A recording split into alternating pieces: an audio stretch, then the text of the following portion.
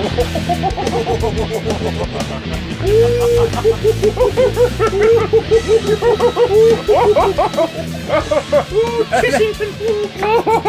then he says, "What do you think it is, boy? A space helmet for a cow?"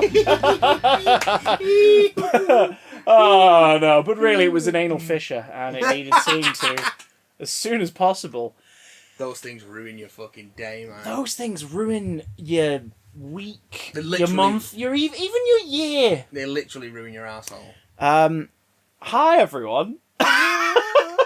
Mine's never been the same again. Curry sauce all over your anus. Delish. Welcome back to the Big Damn Cast, nerdy news, geeky gossip, blah blah blah, fucking blah. I am Chris. I'll eat a beach covered in Dix Johnson. And I have no idea half the things you would do. Well, for liberty. For liberty, man. Coming up this week, it's pretty short and sweet. Pop culture news wise, what happened? Stuff. But we're gonna talk a little bit about Marvel's What If. Don't worry about spoilers because we ain't seen it yet. Yeah, it's come out as we're recording this, so we haven't had a chance to watch it yet. We're gonna do what we did for sort of Rick and Morty and Loki. Is we're gonna review each episode of stuff like about a week out of whack because it just gives everyone a chance to see it. And then if you want to listen to the podcast on the way home on a Friday on the bus or whatever, you can. So don't worry about it. Week out of whack. But we are going to talk about What If before we kick off. We're also then going to give some spoiler-free-ish thoughts on the Suicide Squad. The Suicide Squad, not the Suicide Squad. The Suicide Squad. 2021. And then we're going to... I mean, emails-wise, are there any non-Suicide Squad-y ones we could read out before we go balls deep into Suicide Squad spoilers? There's definitely the one Suicide Squad one that I managed to spoil myself on... on Suicide Squad 4 by skimming the emails. Yeah. Oh, yeah. But I think it's just that one. You made a horrid mistake of looking at things, my dear. Well, yeah, suffice it to say, we'll look at emails in a bit. But first, Matt. Yeah. You're in the room. I am in the room. Hi. Back in the room. Back in the room. You can hear me. You can hear me touching him. That's me touching his leg. Yeah. Because it's an easy way to make a noise on microphone.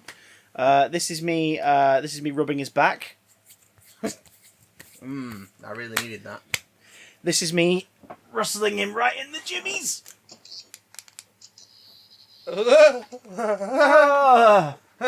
And this is me giving him a colonoscopy. Oh. So, jiggling for the next 45 minutes now. Just how I like it. Yeah. Like a screensaver. Just wibbling around.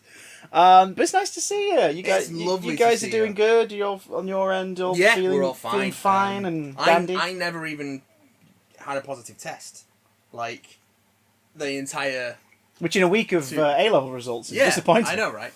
But yeah, because Keeks came down with it pretty heavily 2 Tuesdays ago. No, 2 Wednesdays ago. 4 year and Wednesdays ago. Yeah. She started feeling a bit funny on Tuesday. And then was taking lateral flows. Tested negative the Wednesday morning. Went to work. Got worse throughout the day. Came home. Pretty much went straight to bed with a fever. Took a lateral test that night. Took 2 of them. And tested positive on both. Yeah. So then we had to book PCRs. Yeah. This is exactly what they say. Like, the laterals aren't completely accurate. They're the pirate code version. They're more like guidelines. You kind of already have to be in the middle of it to show up on a lateral flow. And it always amuses me because I go to my work physically once a week, and it amuses me when I get there and take a lateral because it is just that thought of, you do realise that any one of us could technically be carrying it right now. Like, any one of us. It's not like we're walking around the office licking each other or hugging or kissing or anything, but, you know, even so, it's like... But that is why it's important for y'all to get fucking vaccinated. Yeah, because Keeks only had 1 jab. Yeah. He's only had 1 jab, so I think she would have been hit significantly harder had she not had any. Oh yeah. I've had both jabs. I didn't even catch it, despite being in, you know, very close proximity as you are with someone that you live with. You gave her that colonoscopy as well, so like, you know. To someone. I just wanted to make sure that everything was working fine. That's all. Just got to be sure. Someone who was actually having and suffering from the virus and was, full fever. A taste bud's still quite back to normal yet. So, which is nothing but curry for the next week. Well, she's kind of reticent to touch curry because she doesn't know if she'll taste it properly. True. I mean, that's the test, though. That's like you dial up the curry Balti House or whatever and just order the hottest vindaloo on the menu. We're in Edinburgh this weekend, and we've already booked ourselves into a couple of restaurants while we're up there. So we will... Do give it our love. We will sample some things. It's been 5 years since we went as a posse. Shocking. I can feel that, myself disintegrating. I can feel oh, good lord. I'm turning to dust as we speak. Sent to my friend at work the other day who's from Scotland, like not specifically Edinburgh, but he'd popped to Edinburgh the week before, and I was like, "Oh, you've been to the Frankenstein bar?" And he went, "Everyone always asks that." And I was like, "Oh, I was joking." Yeah. Have you? And he went, "Well, yeah, I used to go a lot when I stayed in Edinburgh." And it's like, "Oh, okay, sure." So that's for our Scottish listeners. You can all groan and still answer the question. Have you been to the Frankenstein bar? Mew ha ha. See if you can find that mash shop we went to. The restaurant that Mums, it's called. Mums. I think so. I was trying to describe it, and he was like, I mean, I don't understand. Then again, there was two, though, wasn't there? There was one, like, on the hill, and there was one... We are not talking about pop culture. We should probably say things about stuff. Marvel's What If? I have not seen it. Neither have I. But early response to it has been sort of mixed to positive. Yeah. The response mostly saying... here's the weirdest critique I saw. I saw it aped a couple places, which makes you wonder how many people actually watch stuff or just reword articles. But they said it feels weird to be going back when the MCU is like moving forward. It feels weird to be revisiting storylines and ideas from Phase 1. It's like, yeah, but here's the thing. What If isn't essential. It's literally just do you like that stuff? Here's more of it, kinda. Do you know what I mean? It's just sort of, what? So, by that logic, does that mean that if you just fancy putting Iron Man on, like watching Iron Man, 2008's Iron Man, as I did recently, you're technically wasting your time because it's not now? Like, just, what's wrong with, like, going back to old concepts for something that isn't going to, like... It's not halting the MCU. I think part of that, though, has been the fact that Loki dealt with a plot point that is very likely going to spill into the main films. So they're just assuming that every Disney Plus show is now going to pull this off. But, the ending of WandaVision, when it comes time for her to pop up in the movies, could be explained in a couple of sentences in a film. Yeah. The ending of Falcon and the Winter Soldier is just reaffirming a thing you assumed was going to happen anyway the last time you saw Sam Wilson in a film. So, Loki even, I doubt you will have to watch Loki to understand what's going to happen in, like, Doctor Strange or whatever. I bet they sum it up so quickly, and it's one of those where you watching it, if you'd seen Loki, go, "Oh, I know when it started. I saw what happened when it began." Like, it's not going to be important. I saw the signs. Open up my eyes, I saw the thing. The thing. John Carpenter's The Thing. Welcome to our surprise review for John Carpenter's The Thing. It's about time. John Carpenter's The Thing again. But we've not watched What If. No. Despite the fact that Captain Carter can step all over me, and I won't even get mad. On the subject of women stepping all over you, here we go. During It's gonna fucking go. During our isolation, I downloaded and completed Resident Evil Village. Lady Dimitrescu. It's very good. Yeah. It's quite short as well. That's the thing I've seen said the most. It's a tiny game, but it's longer if you want to find everything. Yeah, I did not rush through it, and it took me less than 9 hours. Damn. But then I immediately started a new game plus. There you go. There is that. You obviously didn't flirt with the Duke enough. No, clearly not. Clearly not. Did you notice the significance of the wine at the beginning? There's lots of little bits. So it just looks like a lazy asset flip early on, but it's not. No, there's a reason why it's that bottle design. It's not. What's the word? It's not long, but it's very dense. It could be a lot shorter. Yeah. If Chris Redfield just explained the fuck's going on. Which they, it's like the characters point out to him later on, and he just kind of goes, Yeah, well, I didn't. So It also really requires you to have either played or watched someone play Resident Evil 7 Biohazard. it does do a recap. It gets very continuity. Yeah, it does do a recap. The curse of my new job is I've had to look into some of this a bit more. Yeah. I've not even played it yet, but I know where it goes when now. You when you boot it, yeah. When you start a new game, it'll ask you if you played Resi 7. Ah! And if you haven't, it'll give you a flashback. That's probably why Resident Evil 7's in the Plus collection on the PS5 as well. Just to be like, hey, here it is. It's relatively recent, but it's also play it. Just good. Yeah. It's very good. Speaking of good, segueing back to What If, kind of. Because we're not going to watch it yet, let's just talk a little bit about What If. The comic book. Yeah. Have you read much What If? I have read a little bit of What If. I've read the odd one that's been included in, like, event collections and stuff. Yeah. Because after it was an ongoing, they sort of resurrected it for one-shots later on where they were like, what if Civil War? Yeah. And it's just different ways that Civil War could play, and things like that. And they've been fine. The classic run, the only one I remember reading was one that I used to have. Oh, yeah. And it was What If Matt Murdock was an agent of S.H.I.E.L.D.? Now, how does that make a difference? What's the premise of that one? As in, instead of becoming Daredevil as a vigilante, yeah, he gets headhunted by Nick Fury and trained as a S.H.I.E.L.D. operative. We saw you getting blinded as a kid. We didn't stop it. Do you want to like work for S.H.I.E.L.D., kid? Basically, yeah. Okay. And the thing with the What If stories is, and I could be wrong because it's been a while since I've read that one. And I've not read a ton of them anyway, but they tend to be stories which take a character that you like, make things better for them in the short term, but then make things worse for them in the long term. Oh, there's absolutely a Twilight Zone-y, like, kind of allegorical fable or morality tale in each one. Like, if you look at this character, and they didn't do this thing which led to misery in the universe that you know, and they were happier for a while. Yeah. Or like, the burden could have gone to this person, and here's how it plays out for them. But it never works out better overall. And some are a stretch. Story. Some of them are a massive stretch. I'm going to look some up. Well, you don't have to do that, because we're going to play a little game. Oh! Oh no! I've read a good sort of like 20-odd issues from the second volume, which is like the 80s into the 90s. Yeah, like mid-80s to early 90s. I've dipped a bit into the 70s That run. was where the Matt Murdock one was from, I think. Yeah, and for those who don't know, for those who are like, what the fuck are you talking about? What If is a Marvel comic book, which is now a Disney Plus series based on the MCU versions of the characters, where Uatu the Watcher, upon the moon, who observes all reality, and specifically observes our Earth and our reality, is like, hey, reader, what's up?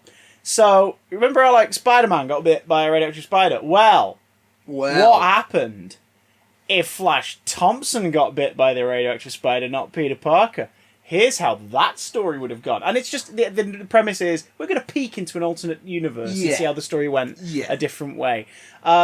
It ran full volume in like the 70s for years, and then there was a volume 2 in the 80s to 90s, volume 3 was in the early 2000s, and then it's been sort of sporadic mini-series since, like the Age of Ultron What If series, and With Great Power was the most recent one, I think, in 2018. There might have been a few one-shots since, but it's just... There's been loads, they were tended to be like odd one-shot What Ifs. Yeah, and sometimes they're just backup stories in like anniversary issues of other books and things like that. Because they did What If Jessica Jones after, I think.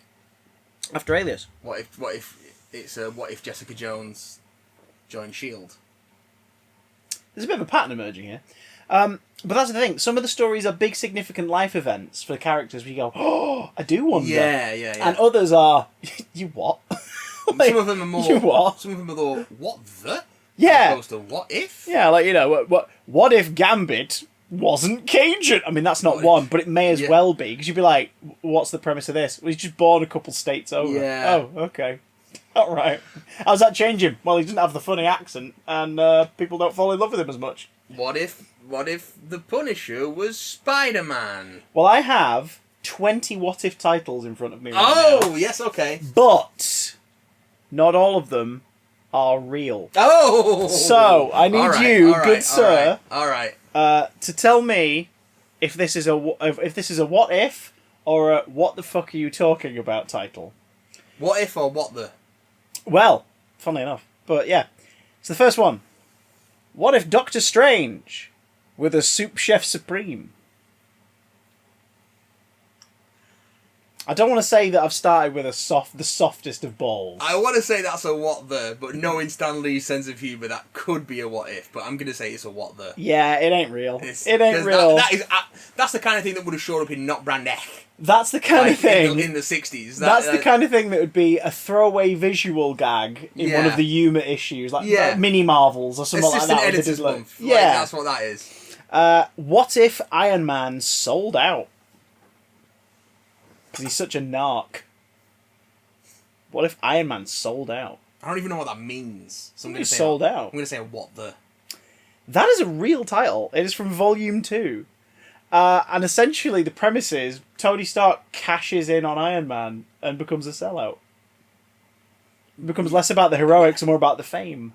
So Tony Stark becomes Tony Stark. Tony Stark Iron Man becomes Tony Stark Okay, yeah. Cool.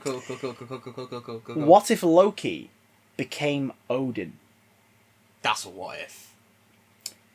That's not a what if. What? Now there have been variations, obviously. In the MCU, Loki takes on the guise of Odin for a period of time. Yeah. There is a what if story. What if Loki had lifted Thor's hammer? So there's a story where Thor is banished and Loki proves himself worthy. So there's been versions of it, but he's never flat out become Odin. Motherfucker. So that's one so far. You got one so far. I'm going to keep count on my hand. What if Conan the Barbarian walked the earth today? That's a what if. Definitely a what if. That is a what if from the first volume. Yeah. Because they actually played around quite a bit with mixing Conan in with regular Marvel Universe stuff when they first had the license. And that's one of the ones that's based directly on an issue. It's based on something like the Savage Tales of Conan or something like that. Yeah. It's a straight up, something important happens in this issue. We're going to tell a story where he ends up jumping through time in that issue. Yeah. So that's definitely one. Next up, what if Wolverine was Lord of the Vampires? That's a what if. That is, dear listener, that is a motherfucking what if. Because for some reason, the Marvel Universe's version of Dracula is heavily involved with the X-Men because he tried to marry Storm once. I mean, can you blame him? Well, no. She's amazing, but you know. Storm and Dracula fought once, and so now Dracula's a recurring X-Men villain. I love you. Shit you not. I love you, and that means you can, maybe keep it cloudy all the time. I'd like to go out during the day. Blah!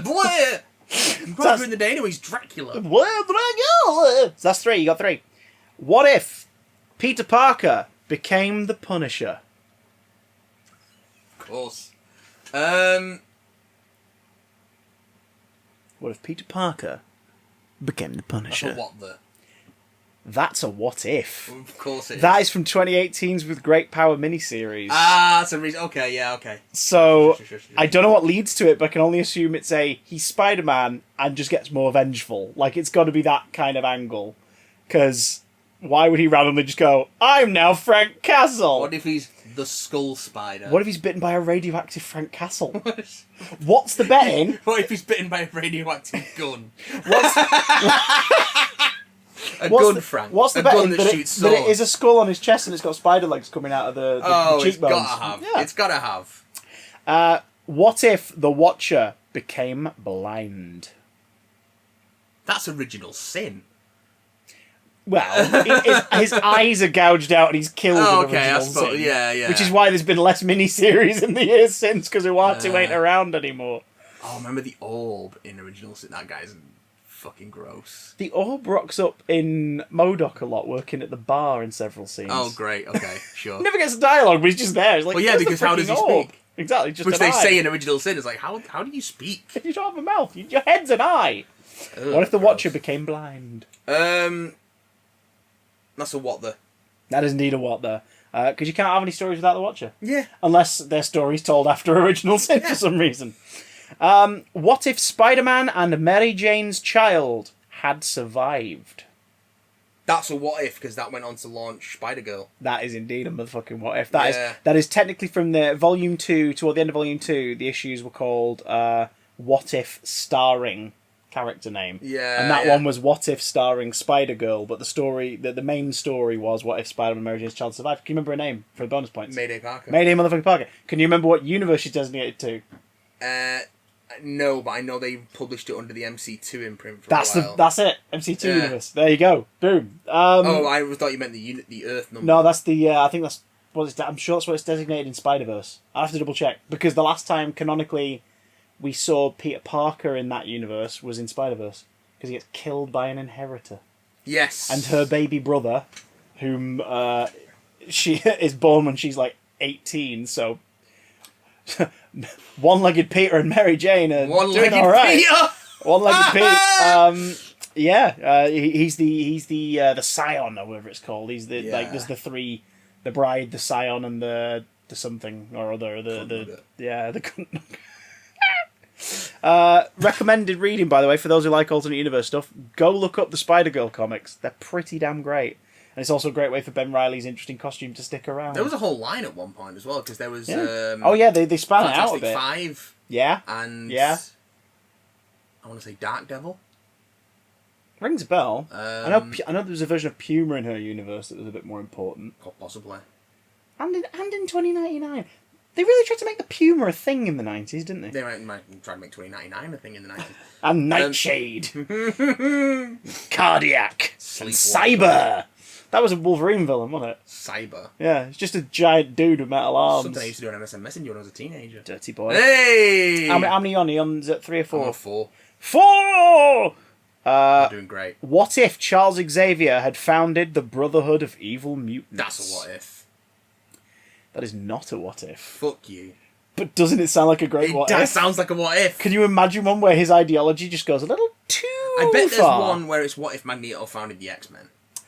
I bet that's There are quite a few about Magneto, but I don't know if there's that exact one.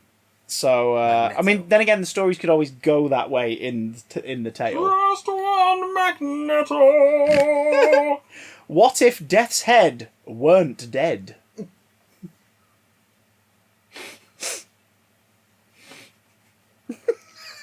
For those listening along at home, Matt nearly just spat out his coffee. What if Death's Head weren't dead? That's so ridiculous, it has to be a what if, yes? No, it's a what the. I just like the alliteration. Yes? We all know Death's Head would never die, because he'll live on in the memories of all 80s UK kids who grew up thinking that Doctor Who and Transformers were part of the Marvel Universe. Death's Head. Fucking hell. What if, starring Spider-Man, in Arachnomorphosis? Oh, you got me in a corner here. What if, starring Spider-Man, in Arachnomorphosis! Exclamation point. That's a late what if. That's a late 90s what if. That is indeed a Volume 2 what if. Yeah. The basic premise is, what if the mutation continued immediately after the spider bite? Okay. Which is done 10 times better in the Edge of Spider-Verse story, where it's a horror story. Oh, yes, I remember that one. Oh, that one is not nice. Not nice. Not nice. Not nice. What if Gwen Stacy had lived? That's a what if. That is. It's an OG. It's early in the run. It's a Volume 1 issue early in the run. So we're up to 6, yeah? Yeah. What if the X-Men were the .exe/men? That's a what the... Oh, my sweet summer child. No! From the With Great Power miniseries in 2018. Oh, fuck you, it's a recent one. Sonic.exe has stopped working. There's some news. Idris Elba's Knuckles. Anyway, there's your news for the week. Fuck me. What if Howard the Duck became the kingpin of crime? Who knows at this point? He's a streetwise duck out of water in a world he never made. It's a what if. Why not? It's a what the. Of course it's a what there. It's Howard the Duck. But come on, you're already picturing him sat in a velvet white suit. Stop making up what there's that are better than what ifs. What if the X-Men died on their first mission. Oh, that's a what if. It's a what if! Yeah, that's definitely a what if. It's from Volume 2, and it's specifically the Uncanny X-Men, the giant-sized X-Men. Oh, right, so the all different team, yeah. Yeah, so so Wolverine, Colossus, Warpath. It's Warpath in it, in that lineup. No, it's Thunderbird. However, basically the debut of the successful X-Men boys and girls after it got rebooted, and it was the old team have been captured. Let's go find them. Well, what happens if they're shit at their job? What happens if they're shit at their job and they die? That is the what if. Oh, so it's Deadly Genesis. But yes. Before Deadly Genesis. Yeah, Deadly earlier. Yeah. What if Peter Parker had to destroy Spider-Man? That's a what if. That is. It's Volume 2. It's a remake of an earlier one. Sure, well, of course, why not? Where the premise is, what if Flash Thompson became Spider-Man and went too far? Oh, cool. All Peter Parker notices and finds out and has to stop him. The Pulse. What if? That's a what if, because that's the one with what if Jessica Jones took up Clay's offer and joined S.H.I.E.L.D. It's a what there. Oh! That story exists, but it ain't a Pulse story. We call that a hoodwink, boys and girls. Hoodwinked. I'm annoyed that version doesn't exist, because I would love to read a fake... For those who don't know, The Pulse was basically Jessica Jones, post her original series, goes to work for the Bugle. Yeah. As an investigative journalist. And it was a way to sort of bring her more into the mainstream. So and censor her. the more mature elements of Alias. And it's pretty fun. It's like 3 volumes, three trades long, and there are articles at the end of every issue. There's full-on newspaper articles. I'd love to read some newspaper articles from a What If. You get to see the Green Goblin throw a car at Luke Cage, and Luke Cage just fucking tank it. You do. Oh fuck! I want to read. I've got the Pulse, right? It's hard to find. Yes. Yeah, or it was. I've got it over there. All 3 volumes. Yeah, I had to track them down. One of them I tracked down to that shop in Manchester that's near the back of Victoria Station, near the Arndale. That was basically just selling porn books, but they happened to sell some comic books in the front half of the store. Is that the one? Empire Books. It's about the shop was like a metre and a half deep, and then it was a beaded curtain. Yeah, this is mad. I found the 3rd volume in there. Should have been behind the bin though. What? Huh? Say that again. What? Huh? That's a what if. That's one of them weird one-shot ones where they just go balls to the wall. From Volume 3, what huh? Is indeed a what if, quote, official term, humour issue, unquote. Oh, okay. Yeah, because they had a few, what the hell, they've had one called WTF at some point, there was little shorts, and yeah, what huh? Well, they did a what the web series for a while, didn't they? Yes, they were kind of fun. So Robot Chicken-esque. They were cute. And sort of a forerunner for what became Murdock, I guess. Yeah, Murdock was quite prominent in that. Featured very heavily in it. What if Wolverine was a wimp?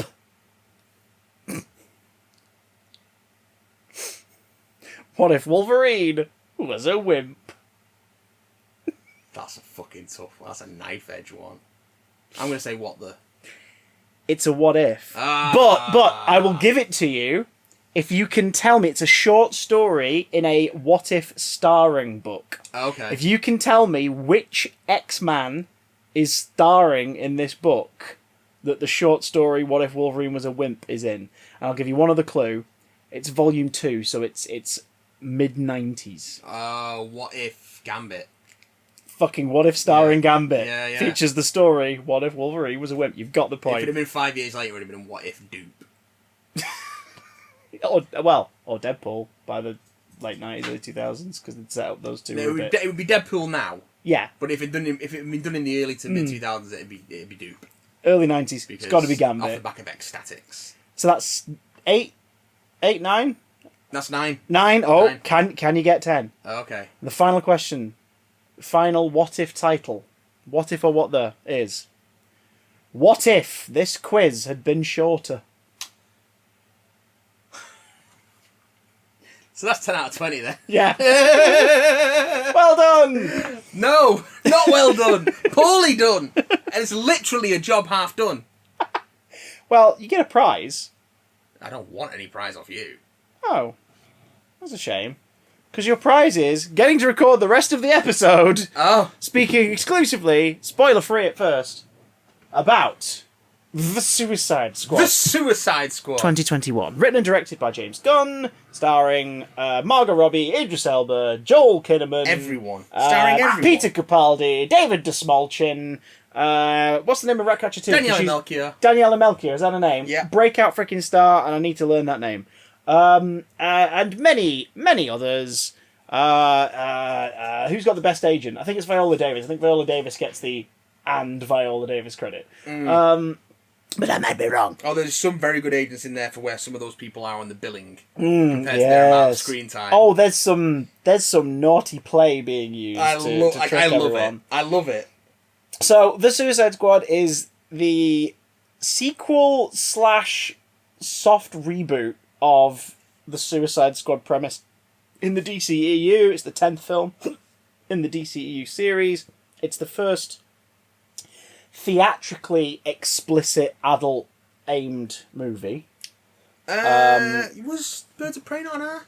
Birds of Prey was, I believe, R-rated, but it was a soft R. This is a hard you could take a teen to Birds of Prey and not worry about it's it. 15. Birds of Prey has bone breaking and one shock gore shot and some up close knife violence that's a bit scary. Yeah.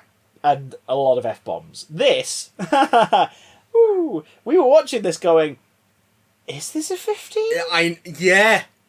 This can't be a 15. So for those who are those are like superhero stuff, but are really squeamish to gore, maybe one to avoid. Oh, this is a gory as shit movie. And mostly hammered home and executed through practical effects. It is incredibly violent. Yeah. Gleeful in its violence. It's like if you're familiar with like the films of James Gunn, it's like sort of someone spilled some slither into his Guardians of the Galaxy that morning and he still stirred it in without realising. With more than a little super in there as well. Good luck. There is one particular injury that made me think back to poor Elliot Page's character in Super. Yeah, it is okay. You don't have to have seen the first one to get it, but if you have seen the first one, if you liked it, great, here's more. It's got a bit of a different tone. It's like picking up a new comic book by a different writer that's in the same series. Yes. You're just getting a different revision. Like, I loved JMS's Thor. I loved Kieran Gillen's Thor. Didn't really care for Matt Fraction's Thor. That's fine. I can go back and read the stuff I like. So if you preferred Aya's version of Suicide Squad, you've got it. If you're ready to try a different voice, here's this one. In a more direct comparison, though, it's a bit like picking up... despite the what he's like personally, it's a bit like picking up Joss Whedon's X-Men after reading Chuck Austin's X-Men. Like in terms of the quality disparity. I'll take that. And the shift in tone. Yeah. For those who don't know, Joss Whedon's Astonishing X-Men was really good. It was incredible. And it was like a shake to the X-Men franchise in the comics at that time. It sort of slapped it around and was like, this is what you should be doing with these characters. Yeah. Fuck that guy, but those comics are good. Fuck that guy. Don't buy them. Read them on the app. Get them for no extra money. We're not endorsing pirating. But yeah, so that's what's happening here. If you liked this first Suicide Squad, or there were bits you liked in it, but you didn't enjoy it overall, the stuff you liked, some of it shows up in this. Yeah, is utilised better. And in one instance, for shock, which I didn't expect, and we'll get into that in spoilers. If you liked the same things about Suicide Squad that we liked, so it's all right. Minnie's just very excited. She's happy. She's delighted because Weasel's her favourite comic book character, and a version of him is in this movie. If there were things that you liked about Suicide Squad and there were similar things to what we liked about Suicide Squad, there is a very good chance that those things will be present and better in the Suicide Squad. Yeah. Tonally, it's a better execution of the idea, which is flat out supervillains, mercenaries, and like people who've done bad things who may not be bad people but need to be locked away because they're a danger to everyone. are made to do jobs to take time off their sentence that may result in their death, deaths ensue. Like, it's the tone is much... Game of Thrones, the premise. Who was the main 80s run of the comic? John Ostrander. Ostrander, that's it. Yeah. Ostrander's run of the comic in the 80s, the comics that introduced the Suicide Squad and then the comics that they're in, made it very clear that, every other issue, you're probably going to lose a cast member. Yeah. And you did. Like, and they'd get you comfortable with the team.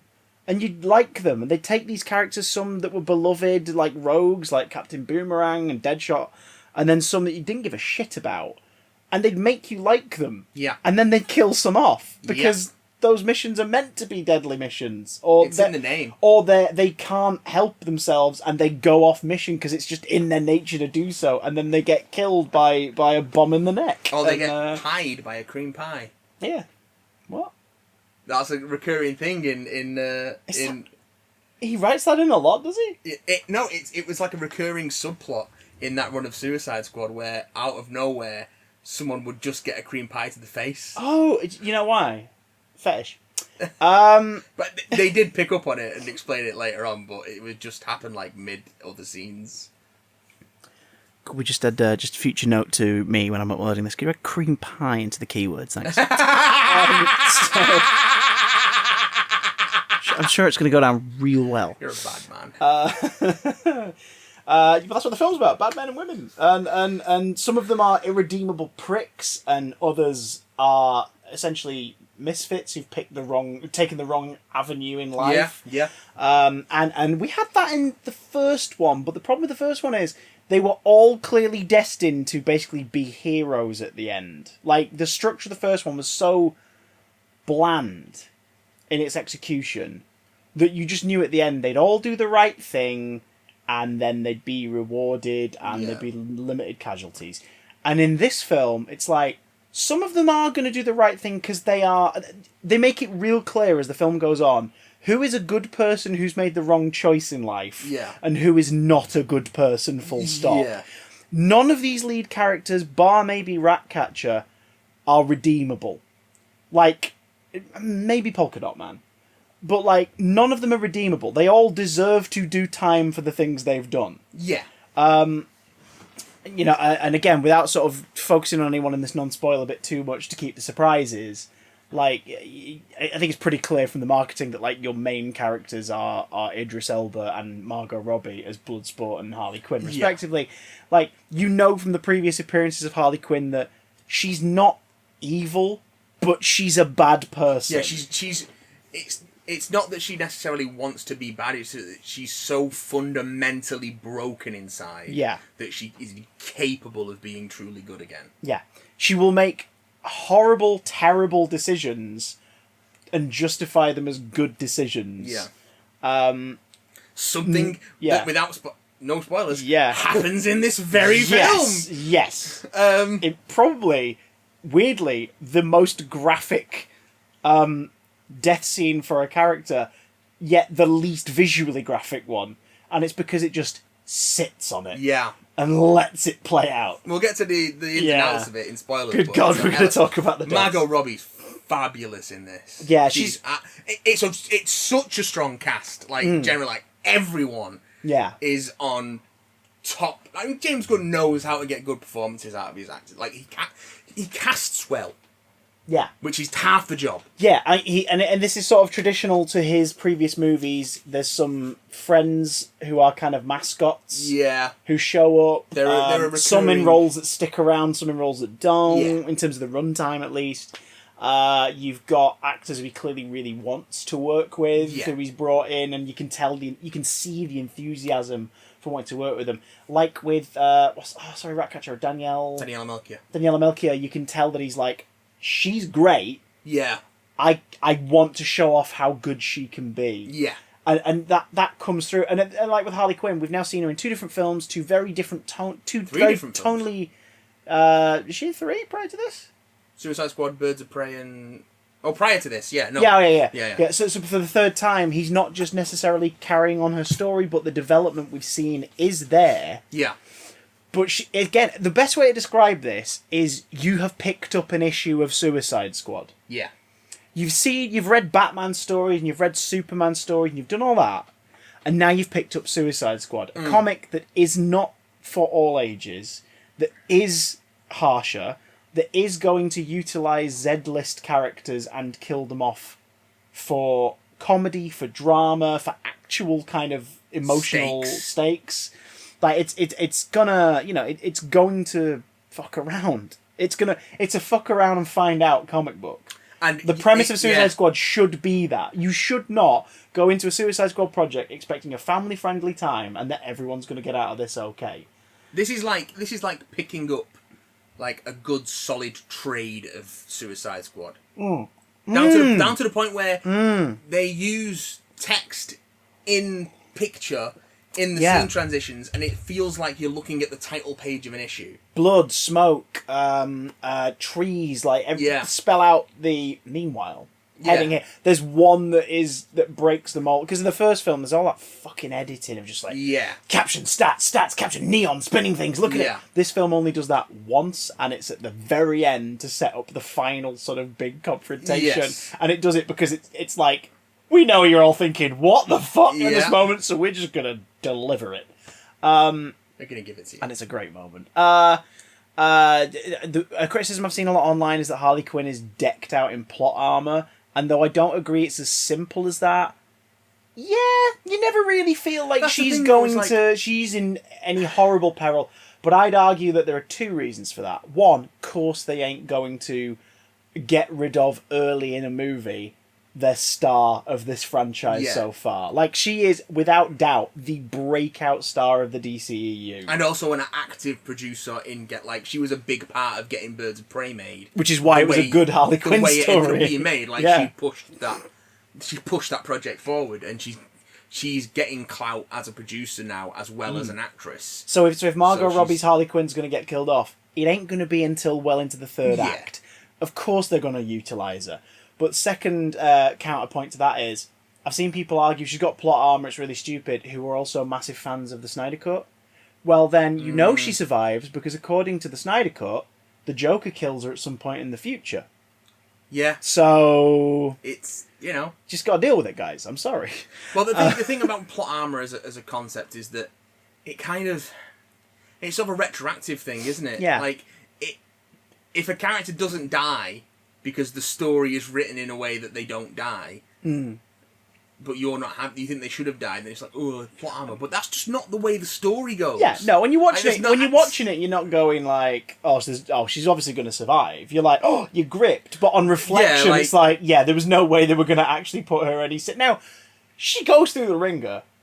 Yeah. And every sort of, self-rescue and things like that she does is...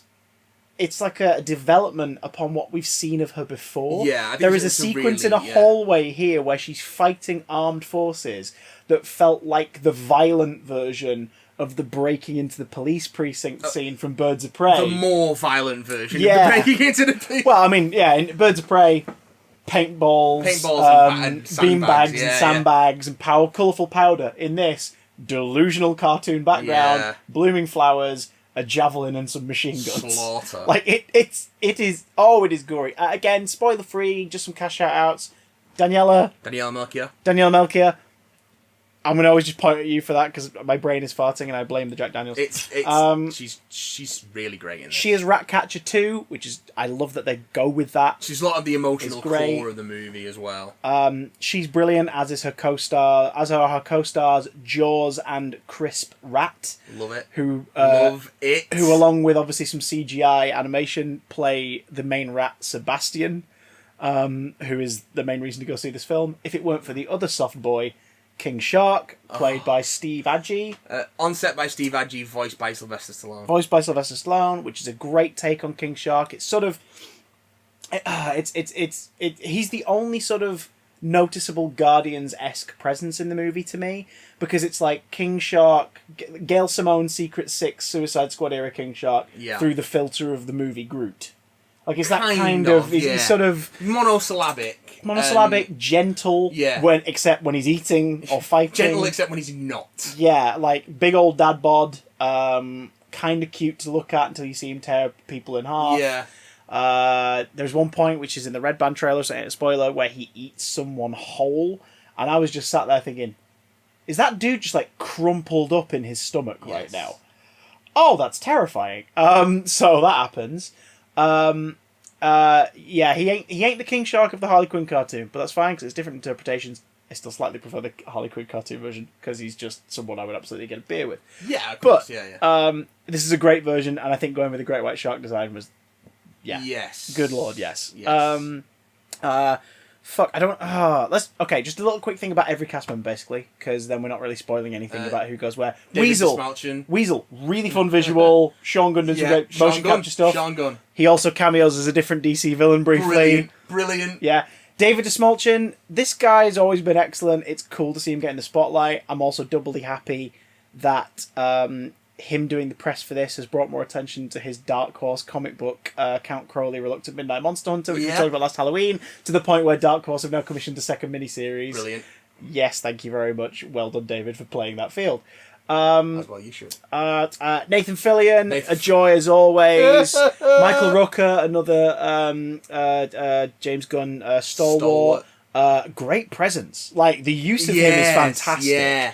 And very different from Yondu, in case anyone's like, I liked Guardians, I wonder what he's like in it. Very God, this different whole thing, if your only exposure to James Gunn has been the Guardians movies, strap yourself in, because this movie's going to take you for a fucking ride. Yeah, it's using everything he's learned on those films, and then sprinkling in shit that he used to do. Think less Guardians, think more Super.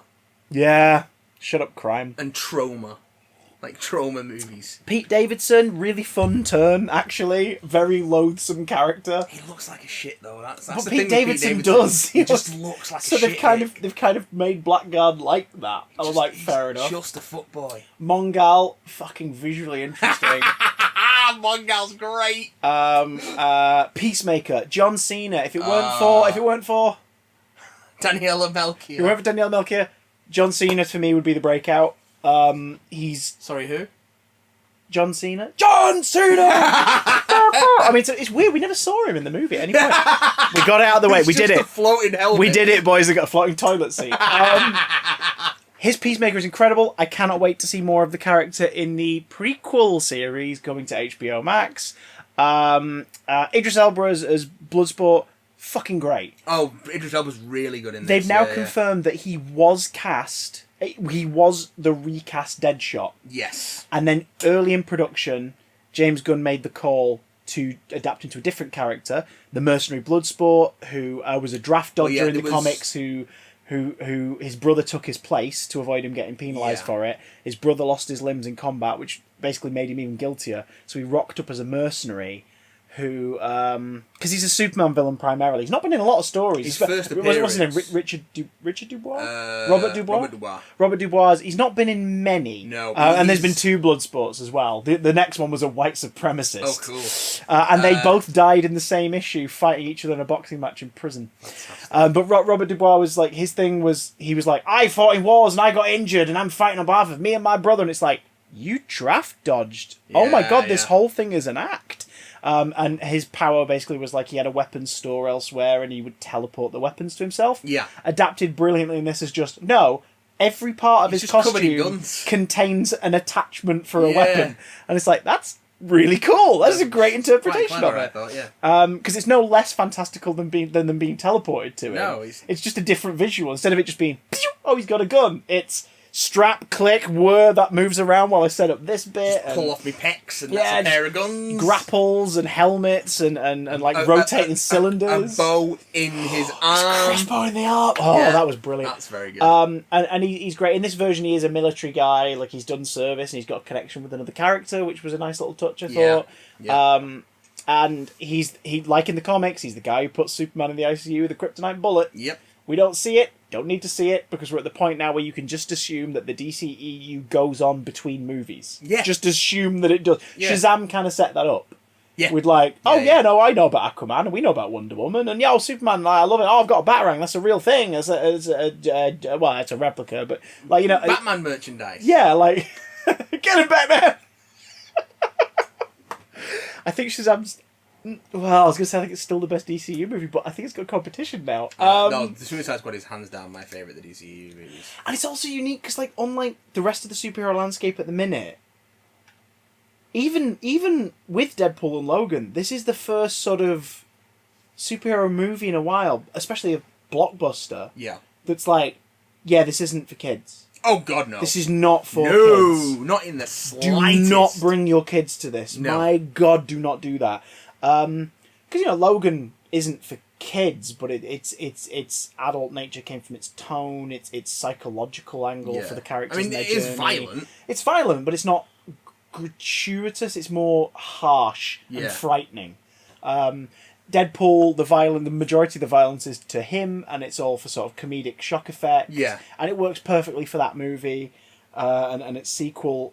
This is the first one that's like, no, this is a war movie, and a horror movie. James Gunn likened it to things like The Dirty Dozen and Where Eagles Dare and that kind of thing. It's shocking. Like, think of like Saving Private Ryan, or like when you see a war film that you don't really think of as as a horror piece. But then there are those scenes where you go, think the first "Oh my God!" 15 to 20 minutes of Saving Private Ryan. Yeah. But do you know what I mean? Like films that aren't thought of as like, oh no, they're horrific. It's like, honestly, it's a great film. But then you go, actually, yeah, that is terrifying. That's horrifying. That's upsetting. That's fucking horrible. There's a lot of that in this. Oh fuck. Joel Kinnaman.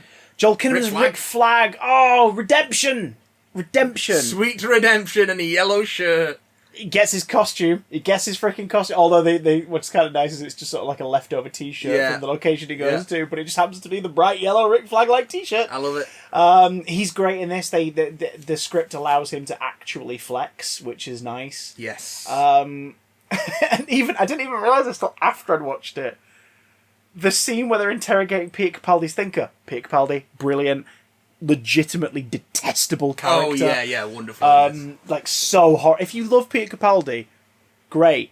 Prepare to love him as a performer. Yeah. But like, you long for his character to be just like erased. Like he's a nasty piece of shit. Yeah. Lots of nasty pieces of work. Oh, good lord! Like, but like the bit where they're having a go, they're setting up to the thinker the plan, and it's the whole, it's Bloodsport and Rick Flag back and forth doing the.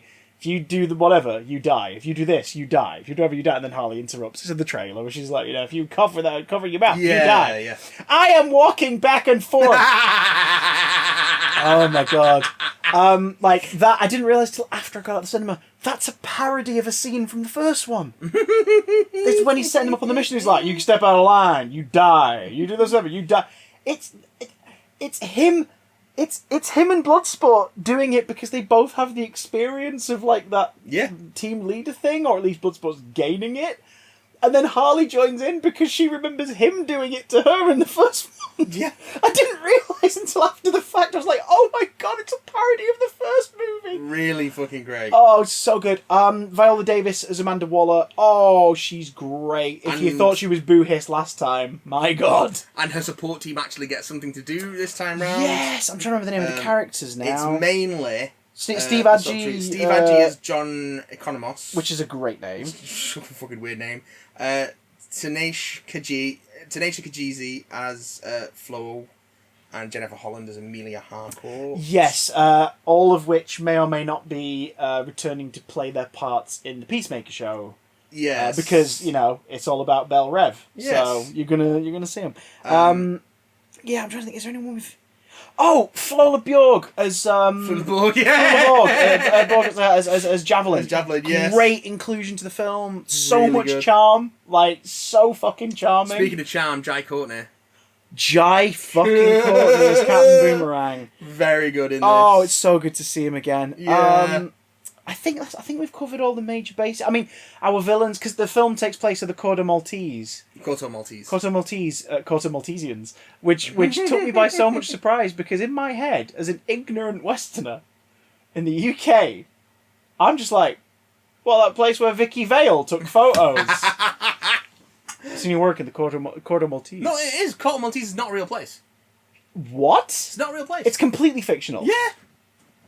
Is it a DC location? It's a DC location. I'm an idiot. There we go. As in, like, the same as Karak and Kandahar. Oh. It's like, so it's Latveria, it's Wakanda, it's completely bullshit. Yeah. It's Metropolis, it's Star City. It's I'm an idiot.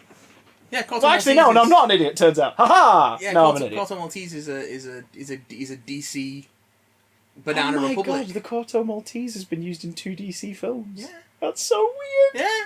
And it's used to great effect. Project Jotunheim and the terrible secret hidden within. Oh my God! I shout out to the two sort of your main villains. Because the whole plot is that. Yeah, there's a mission. The Suicide Squad have been sent on a mission to the Corto Maltese because there's been a violent regime change. The new regime are very not trigger happy. American friendly. Yeah, and there's something going on at this place called Jotunheim, this big sort of facility in the Corto Maltese, which is named Project Starfish, and Waller thinks that it could be used as a weapon against the US, so they sent the Suicide Squad in to destroy Jotunheim and neutralise whatever Project Starfish ends up being. But you've got the president, El Presidente General Silvio Luna. He's great. Mayor General Mateo Suarez. And he's fucking he doesn't have too much screen time. But he's great. But he uses it well. Yeah. Juan Diego Bota and Joaquin Cosio. I believe Joaquin Cosio. And their gratuitously busty secretary. Yes. Yeah. Yes. You also have a group of resistance sort of fighters, guerrilla fighters, as well, who the team run into. Led by Sol Soria, played by Alice Braga, who's always great to see. She's good in this. So it's just typical Suicide Squad setup. If they're sent in, shit's gonna go down. Yep. People aren't gonna make it out alive, and the horrors of Project Starfish are way more shocking than anything they could have imagined, considering they're given next to no information. Yes. Do we recommend it? Yes. We massively do. If you're a fan of the DCEU and you can't wait to see its first... I'm just going to say it. You can't wait to see its first pseudo-horror movie. Go watch it. The fact that this plays so well, considering how much horror is used, I'm actually disappointed that The Trench isn't going ahead now. Yeah, especially with James Wan directing. Because, like, if DC want to be like, here's the ones the kids can come and see. Here's the ones not for the kids. I'd like to see some more of those. That would be cool. Bring it on. And that's something that they've sort of pipped, the competition to the post with, because the first MCU thing that won't be for kids will be Deadpool 3. Yeah. So, like, they've got time. They've got time to, like, get their claws in and be like, oh no, this is the thing we did first. Which hopefully then, as it always should do, inspire sort of, like, friendly competition and like experimentation from both sides, because that's all I want. Really, I just want the studios to... I like them both existing. I just wish I liked the DCEU movies more than what I've seen, but now there are at least 4 that I really like out of 10. So they're edging closer. It would be 5, but Aquaman was just fine and Amber Heard's in it, so I'm not in a rush. And she's in number 2, and they're sort of making a point of being like, we don't care that you have complaints. And it's like, oh, come on, just recast the part. That's why Idris Elba, by the way, they didn't decide to stick with him playing Deadshot. Because James Gunn wanted a bit more of a blank canvas. There's still a leftover storyline. His familial storyline could absolutely be a continuation of Deadshot's, with one sort of deceased parent difference.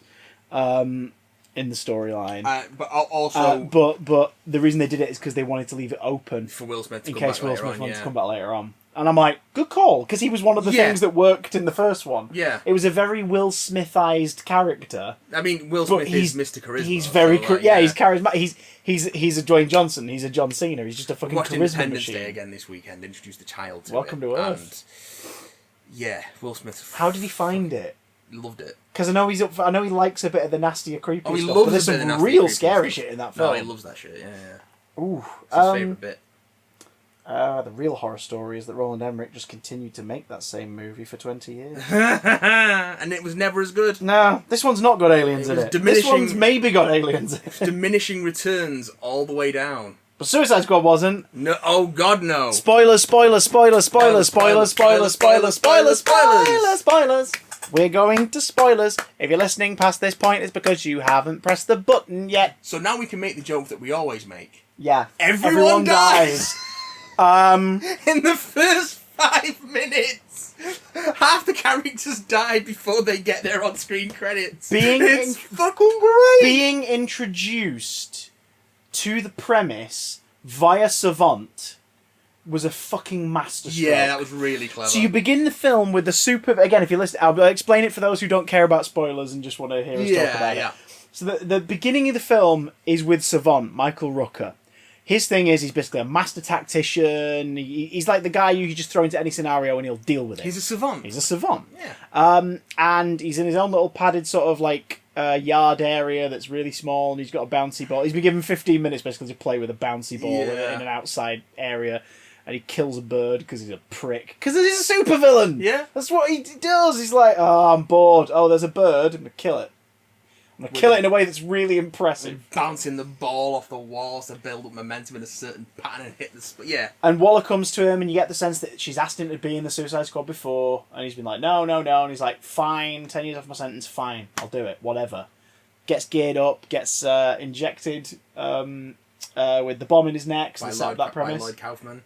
But no, that's not Lloyd Kaufman. That's thingy. That's Ostrander. Yeah, Lloyd Kaufman is a dancer in a club later on. In the bar, yeah.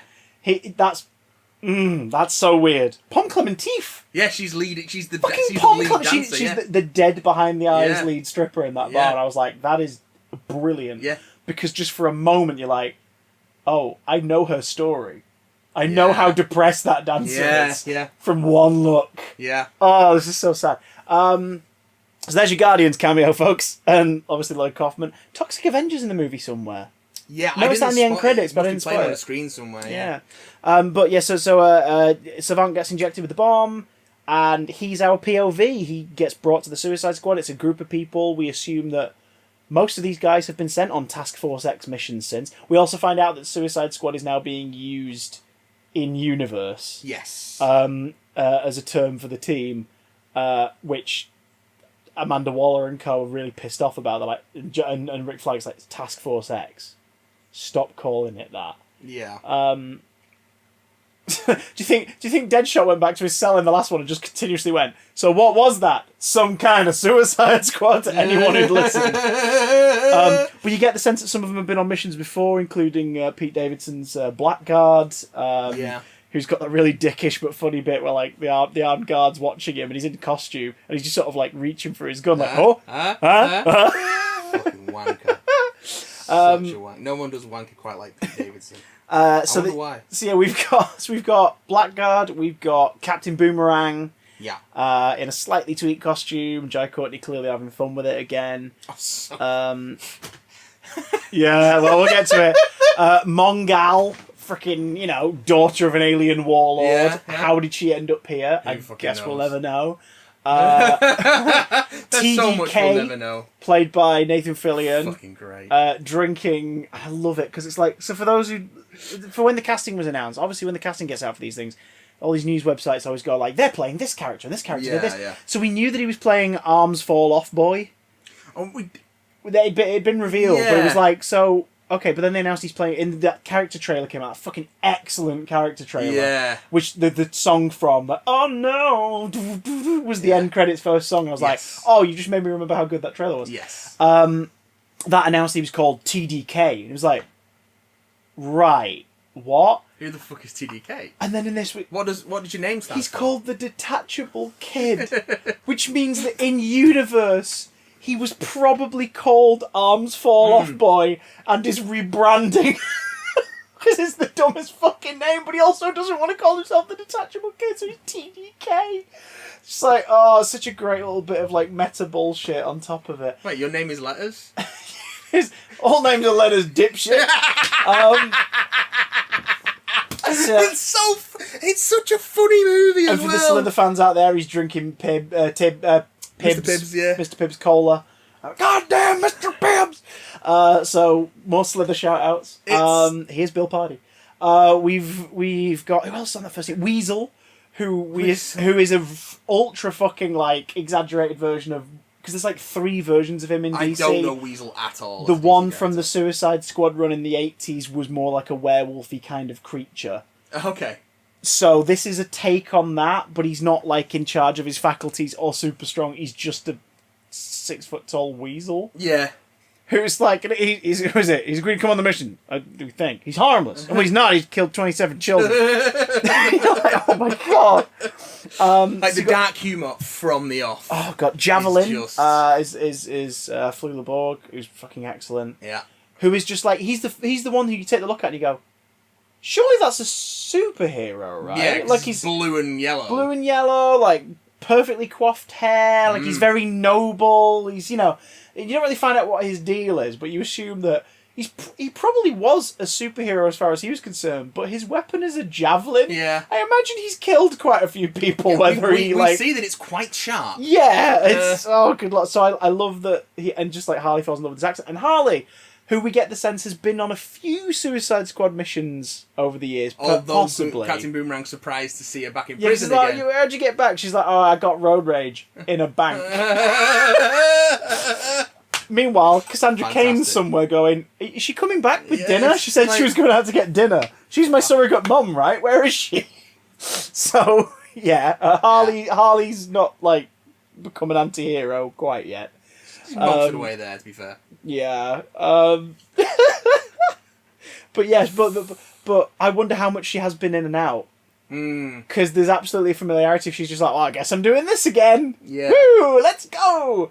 And she's sort of excited to be on the mission. Yeah, because she's fucking nuts. Yeah.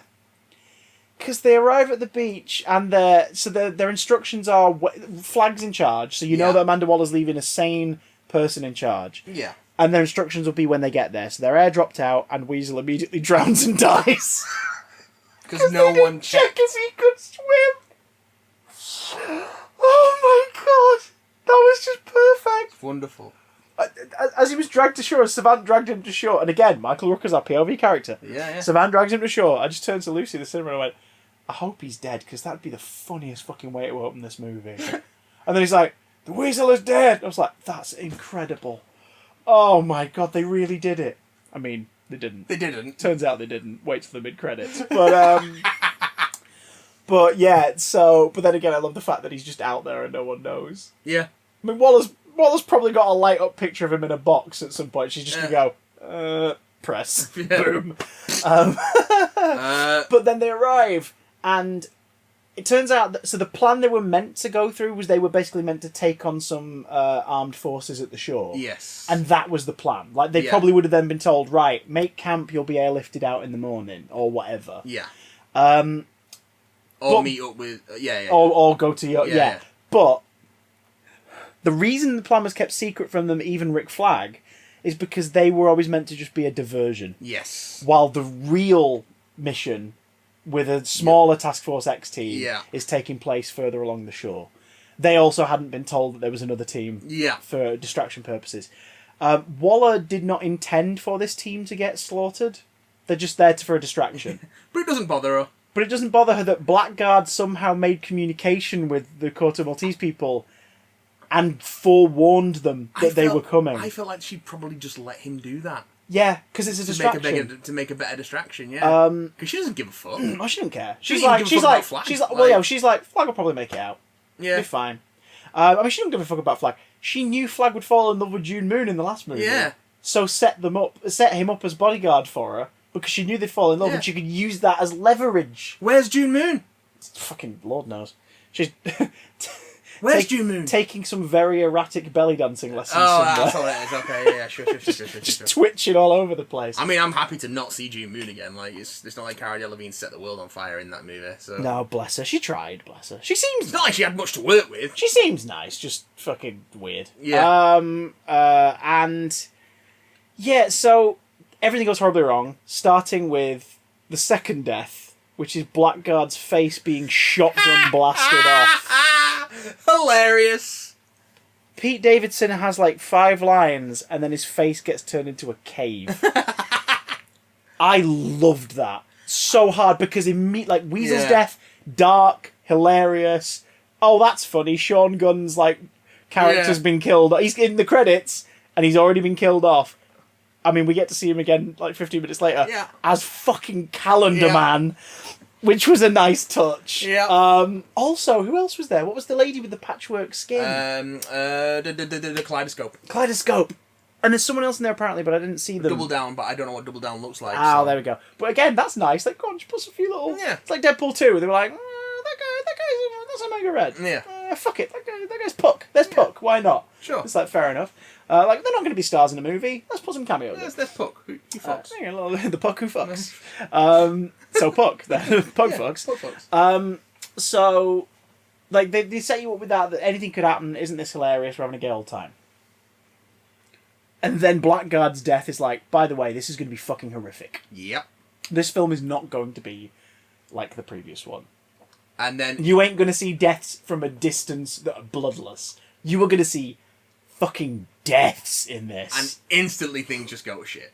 Yeah. TDK launches his arms and bitch slaps the helmet. Yeah, it just... Which is wonderfully stupid. And then they start shooting his arms and he starts flailing. They just slowly float over. Like, there's no sort of... Especially because like, in the control room, they're like, right, launch TDK. You're like, what's it going to be? Like, is he going to, like, fire his arms like cannons or something? No, they just float over and slap helmets. Pop off with the bone in. Oh, God, Like, they pop off at the joint. Javelin doesn't even really get to do much damage before he's riddled with bullets. Yeah. Mongal, God bless her, she tries. She tackles a few bad guys, then she leaps at the enemy helicopter, the low-flying helicopter with the minigun, and grabs the bottom and takes out a bunch of bad guys. Also slices a tree to shit. The shrapnel fires across the beach, impales Captain Boomerang several times in the torso and face, and then crashes into him and kills him in a fiery inferno. And also kills Mongal in a fiery inferno. Crawling out screaming. Yeah. That was the first thing they did in the movie where I was like, I'm actually upset about that decision, because Jai Courtney was the one thing I really enjoyed about the first movie. But he does go out like a champ. Yeah, he goes out grinning. Goes out with a smile. After cutting a throat and decapitating a skull with a boomerang. Yeah, as well. That's great. His boomerang's definitely got an upgrade. Yeah, shame he doesn't get to use them. Shame he doesn't get to use them beyond that. And then you do get that lovely shot later on of his like charred hand just holding the boomerang up, which is great. Flash fans are going to be like, "Oh!" It's like, yeah, but I think the reason they do it as well is so like, oh, so these nobodies we've just introduced died, but that guy you liked in the last movie, he's dead. People you're going to like in this movie are going to die, and boy, do they! Yeah, because Flag manages to get away and then is captured. We assume. Yeah. And Harley is captured, tied up, and left in a ditch after. Javelin bequeaths his javelin to her. Tells her to use it for a great purpose, but dies in mid-sentence, so she never finds out what it is. Slapping his face. Yeah.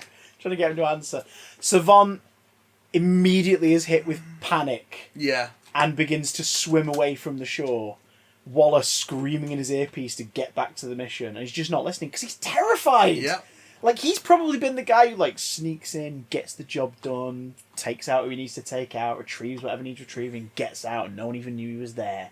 The only evidence he was there was his long, white, fucking dirty hair in the shower drain. That's the only evidence he was there. He's not used to this. No. And she blows his head up. And unlike Slipknot, the man who can climb anything, we see it. Oh, boy, do we see it. And then we see a bird pecking at it later on. The same species as the one he killed earlier. Just a nice little touch. A little bit of karma.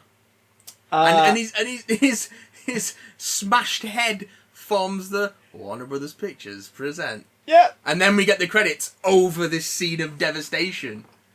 It's a hell of a way to open your film. Oh, so Team 2. Coming in completely undercover, with no resistance. And also they're like, what the hell's that down the beach? And Waller's like, it's a distraction. Keep going to your objective. Yeah, don't worry about it. Huh. Okay. We've got Bloodsport, Robert Dubois. Yeah. Who's turned down the Suicide Squad several times. Mm-hmm. And now Waller's got leverage. which is his daughter, who, again, you can sort of see the leftover Deadshot potential here of Deadshot's daughter growing up to be a bit rebellious. But the difference here is his daughter is, like, presumably fostered. We see her later on in a house with other kids. Yes. Because her mum's dead. Her mum's dead. Her mum died a junkie. Her dad's a criminal who never wanted her in the first place. No.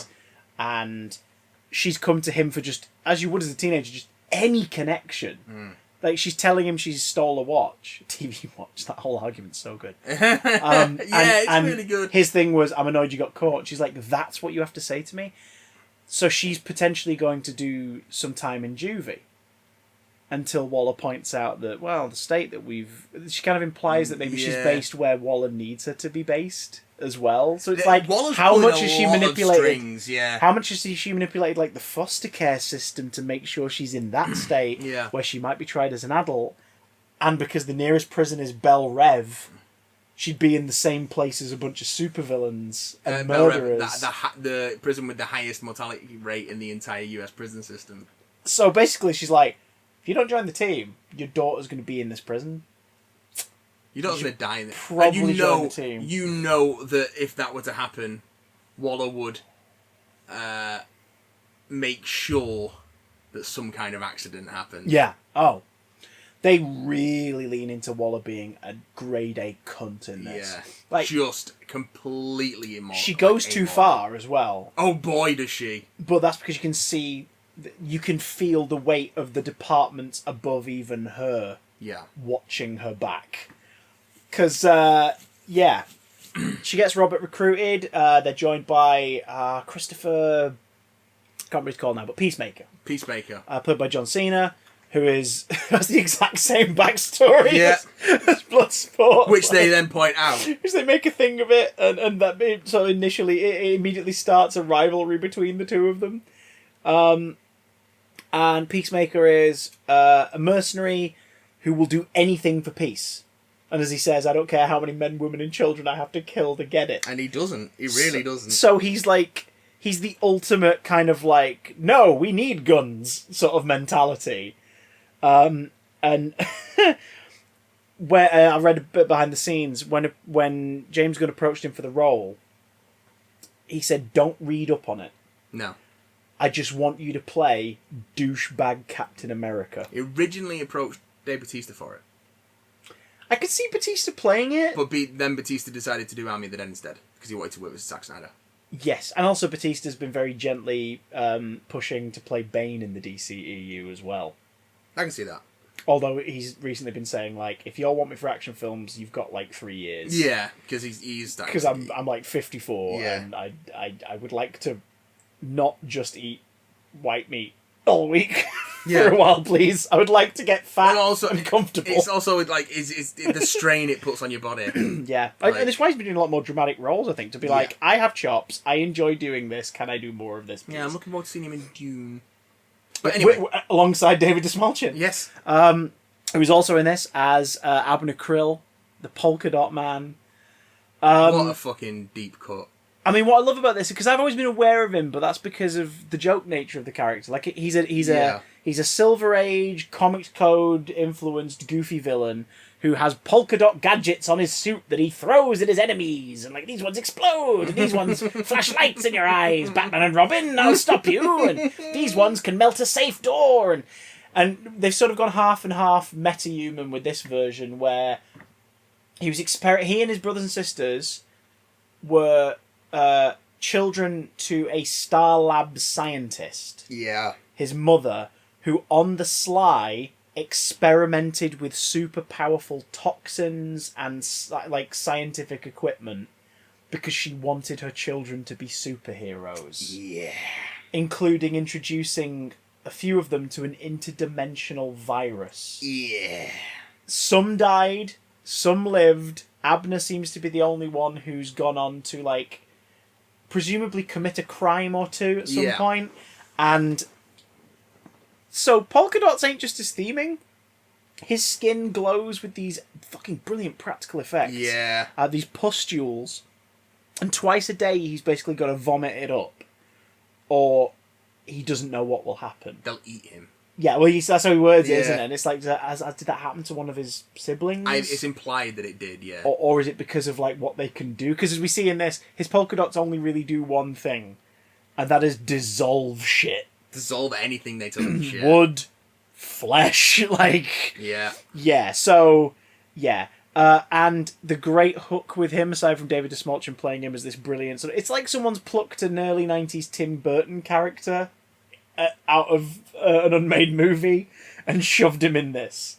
Like, his look, his demeanour, and that extra quirky, weird fucking thing where, like...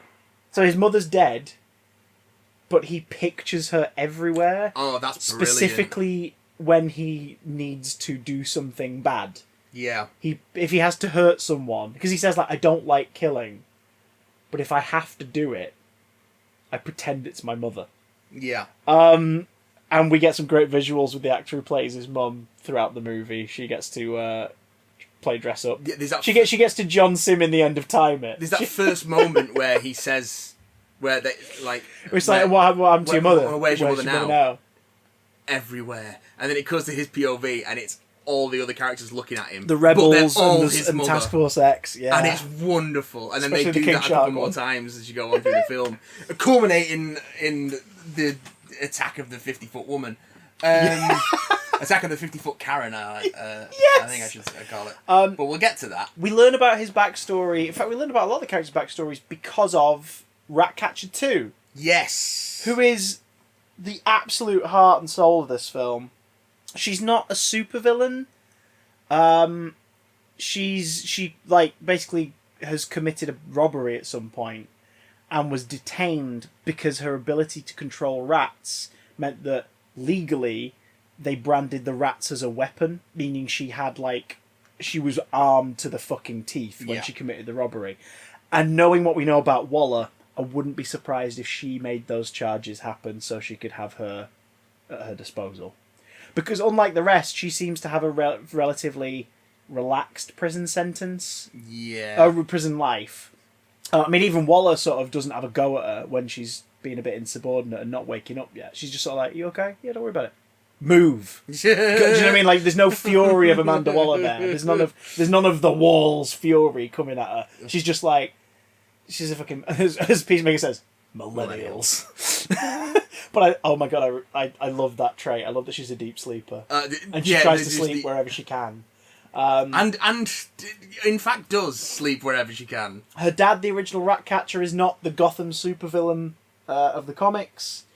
He's a small time thief with an affinity for rats and technology used to sort of control and influence rats. They grew up in Portugal, and she's basically moved after her dad dies of a heroin overdose. She goes on to.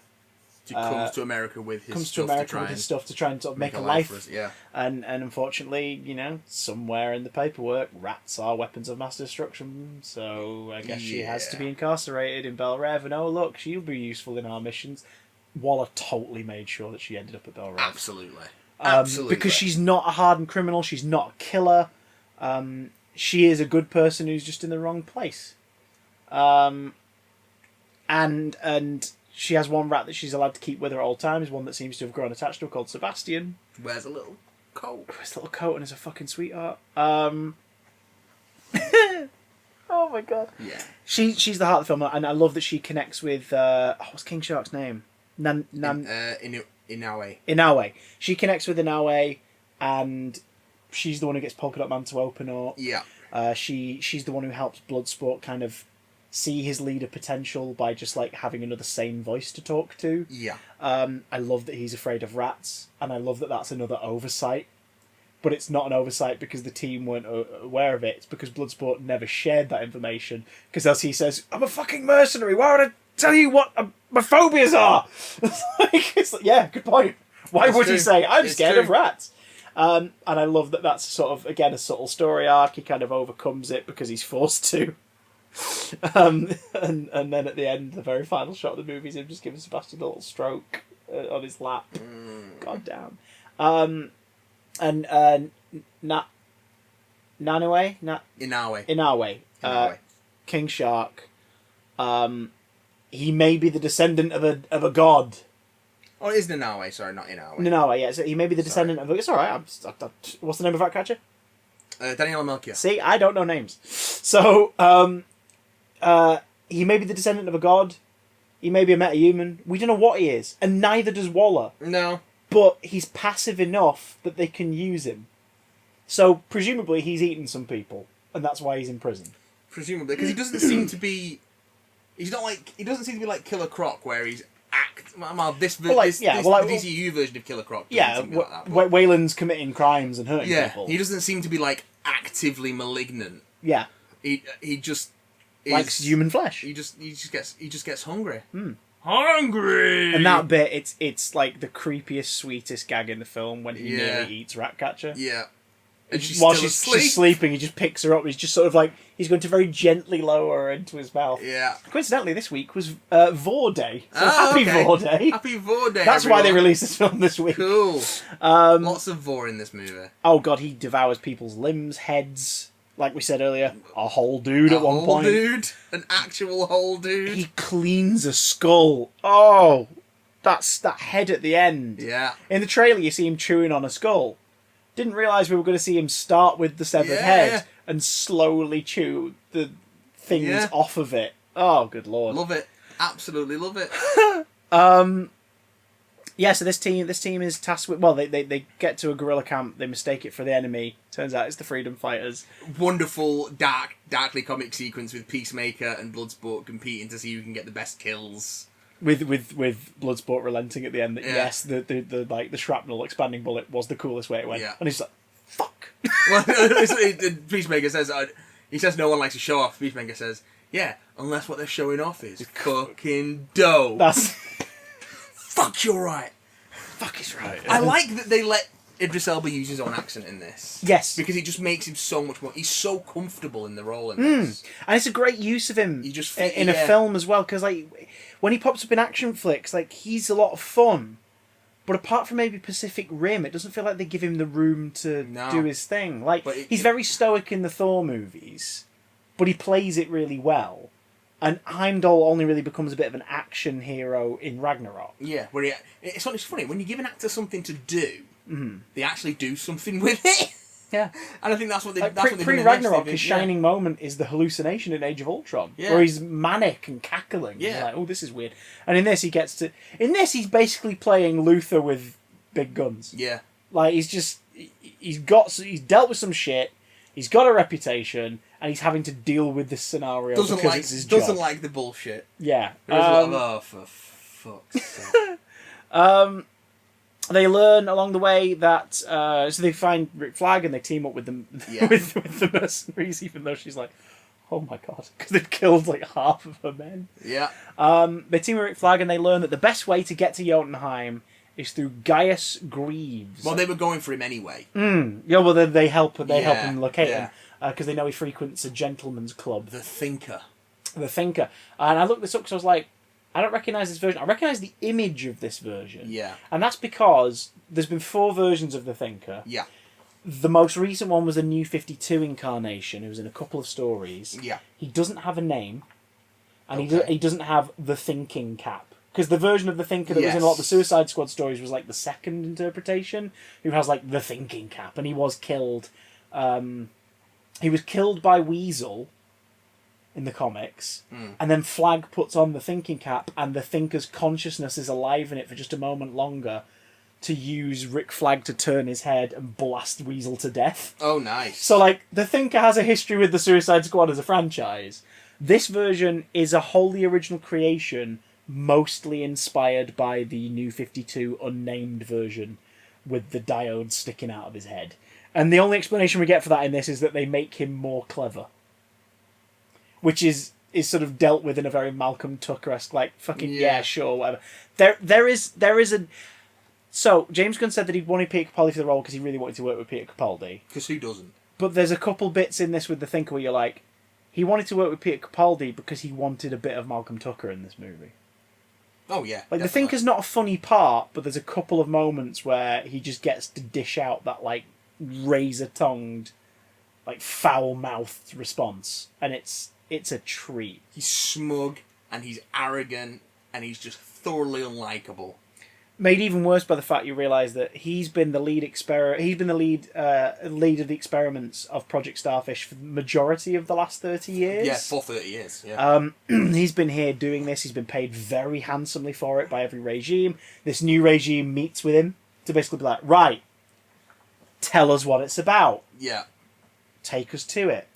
So, should we talk about Project Starfish? Let's talk about Staro the Conqueror. Look at him up there on that comic cover, being all quirky. It's the first Justice League of America book. He's just a big old space squid. Oh, we'll fight him. Big old space starfish. James Gunn said that Staro, the idea of Staro, a starfish, terrified him as a kid. Which is why he used it. Now, Staro's not inherently a terrifying concept on the surface. It's big starfish from outer space, shoots at little starfish, they latch onto people's faces like a little mask, and then he controls them. And it's a classic, like, oh no, the Justice League have been taken over by Staro, and Batman's got to figure out a way to stop him before, it spreads to Earth.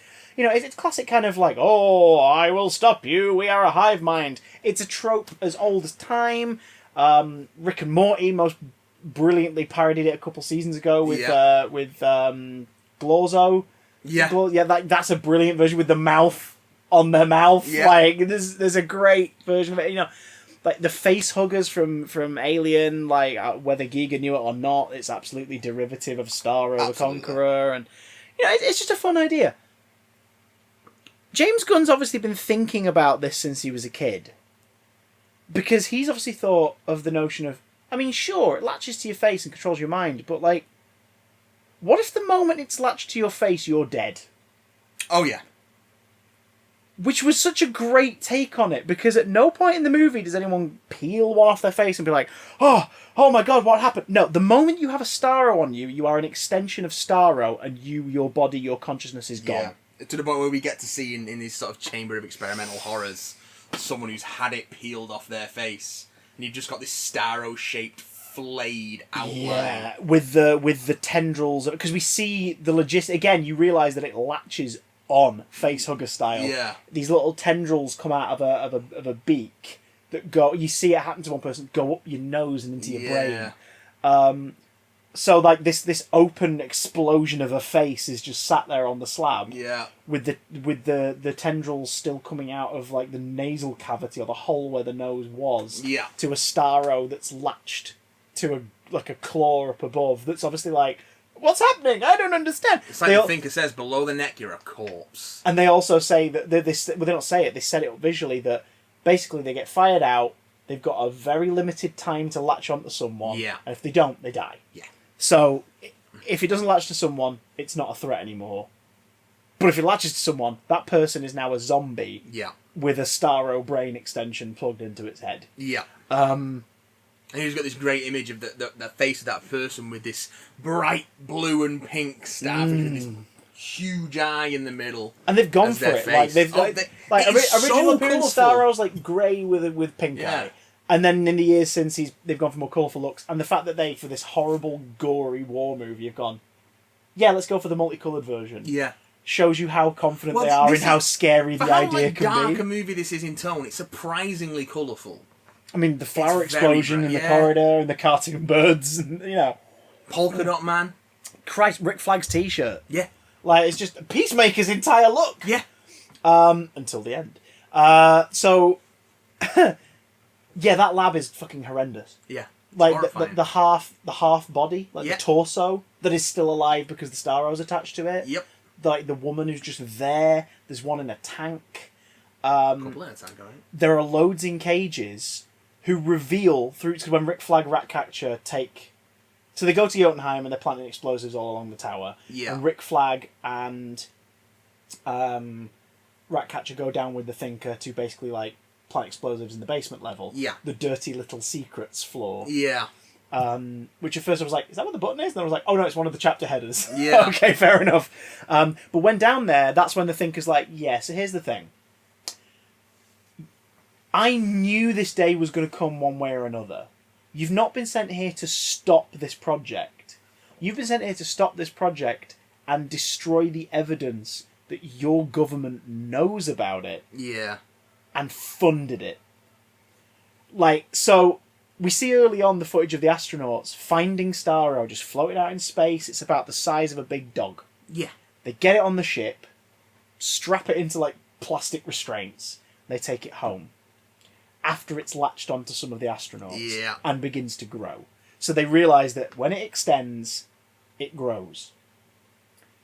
And now it's kaiju-sized in a chamber underground because all the people that have been brought here over the years as punishment for like disobeying the governments of the Corto Maltese have been handed over to the Thinker so he can latch a starfish to their face and monitor them.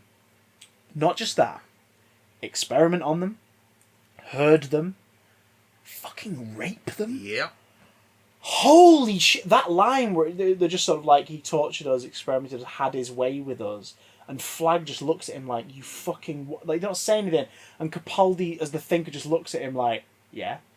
Smug as anything. Like a smirk shrug. He's just like, yeah, I fucked him, so what? And you're like, holy shit! I hope this guy dies a horrific death. Well, you're in luck! Because he gets... Oh my god. So... James Gunn in his films, he loves a few things. One of those is the grotesque use of a tendril. Oh, loves a tendril. Or a tentacle. Tendrils of light slam into Star-Lord's brain. Yeah. Rocky tentacles grab Gamora and Nebula and stop them moving around. Slither's full of the damn thing. The dream sequence in Super. Oh, Jesus! Yeah. The hentai dream sequence. Yeah. Like, he loves a tentacle.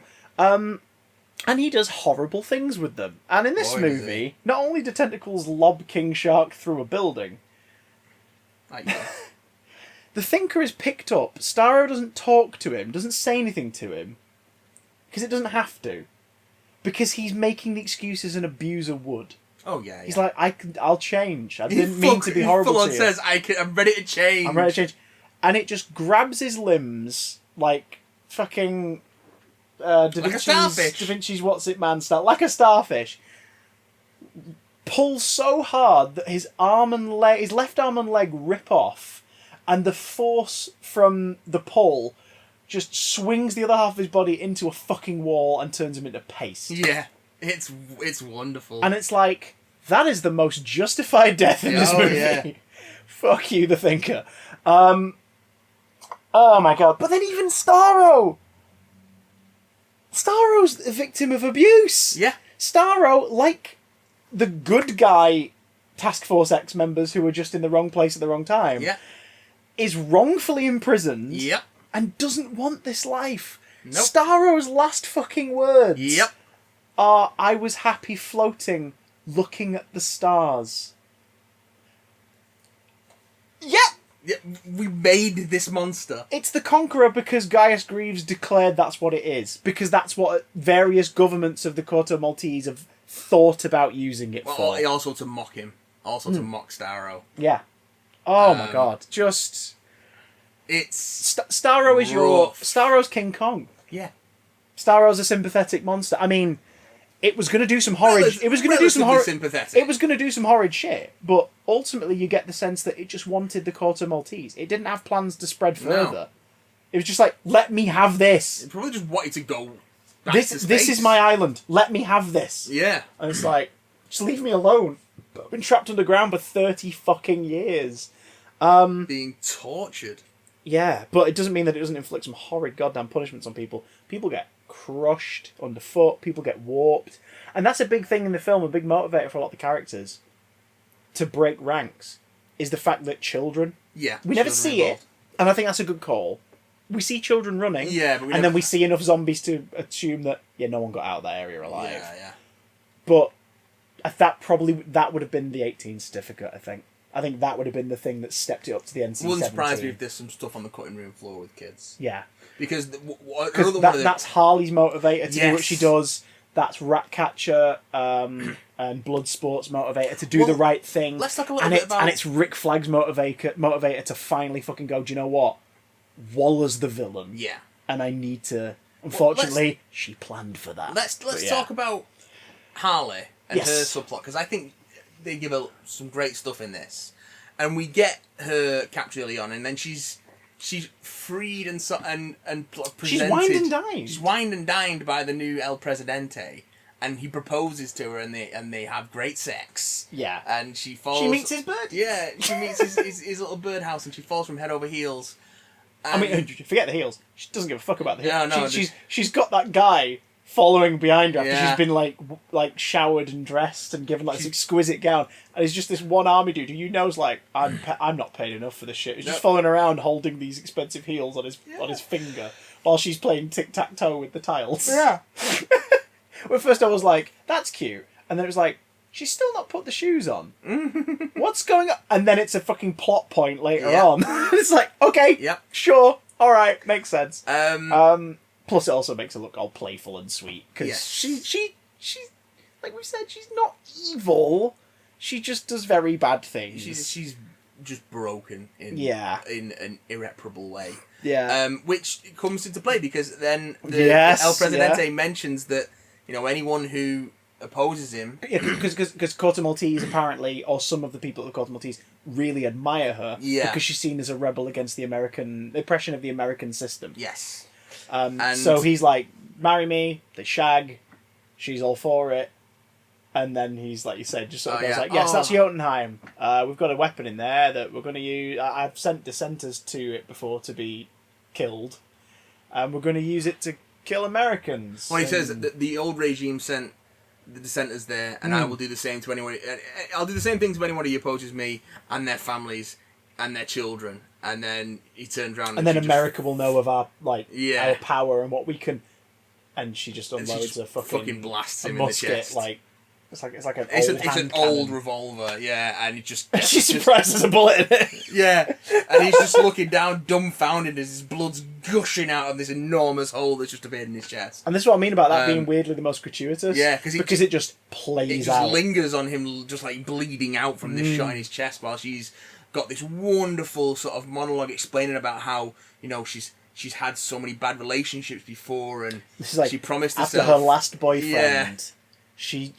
It took her too long to realise if she ever sees a red flag, she will kill whoever it is. Because she knows what damage can be done. She can't just if leave. you don't kill him, he keeps sending you notes. Yeah. He kills your dogs, which Lucy and I were talking about afterwards. We're like, is that implying that there was because in Birds of Prey we met Bruce the hyena. Yeah. Is that implying there was a Bud and Lou and the Joker killed them?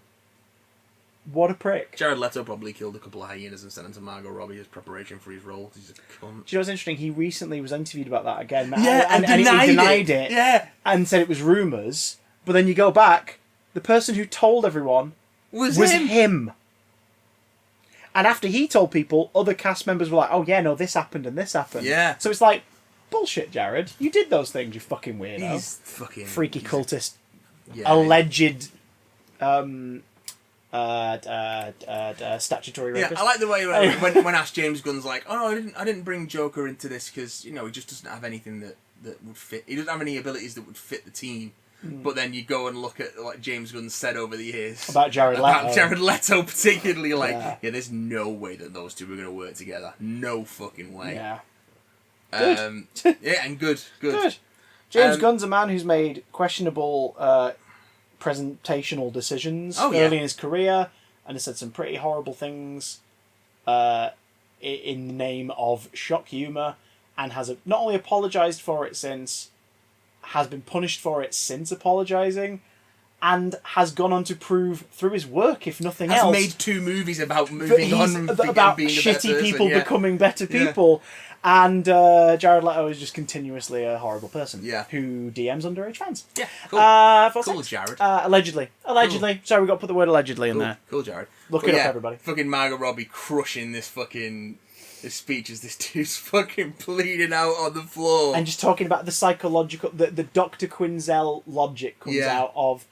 You're now, with none of those nasty thoughts in your pretty little head... You're more beautiful. You're more beautiful. Oh god. And it's like, oh fuck. She's too broken to function anymore. And then they try to break her even more because they lock her up, they chain her up, they set the internet alight with, ooh, hello, because that clip has been doing the rounds. Harley Quinn, you can't do it because she'll play possum. Yeah. Then snap the guy's neck, with her thighs, and then tiptoe along his body and the acrobat like contortionist style, use the key between her toes to unlock the chains. Yeah. Which has been revealed since this week. She did. There's a shot where she did that. Yeah, okay. There is a wide angle shot where she just did that. Key between her toes, got it up to the prop lock, did the act. Obviously, she's not unlocking it because it's thingy, but like did the action verbatim. And it's like, I'm sorry, is she actually Harley Quinn at this point? Is that what's happening? I don't know. We don't fuck about. Like, holy shit. Grabs some army boots, grabs a couple of AKs. And just slaughters her way out. Grabs the javelin, sees the javelin, grabs that. Ooh! Carries it for the rest of the film. And then we get to the bit that we've seen from the trailers where they're about to... Flag and Bloodsport and Peacemaker and Ratcatcher are about to rescue her. Because they realise where she is and they're like, we could use... Like, Flag... It shows you that Flag's at the point now where he realises how expendable Waller is treating all of them. Yes. To the point of unnecessary slaughter. I think he'd also go after her anyway. Because that's just Flag. Well, that's what I mean. He's a soldier. He's looking at it as like, she's there. Yeah. We could use her. We have the skills to get her out of this. Yeah. He's a military man. He doesn't leave men No way. behind. Stay off the comms. Bird.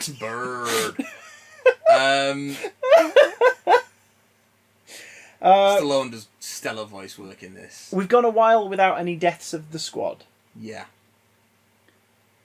But then Flag learns about what Jotunheim means, and he finds the hard drive that would expose America's involvement. Yeah. And he's had, after at least these two stories, he's had enough of Waller's shit.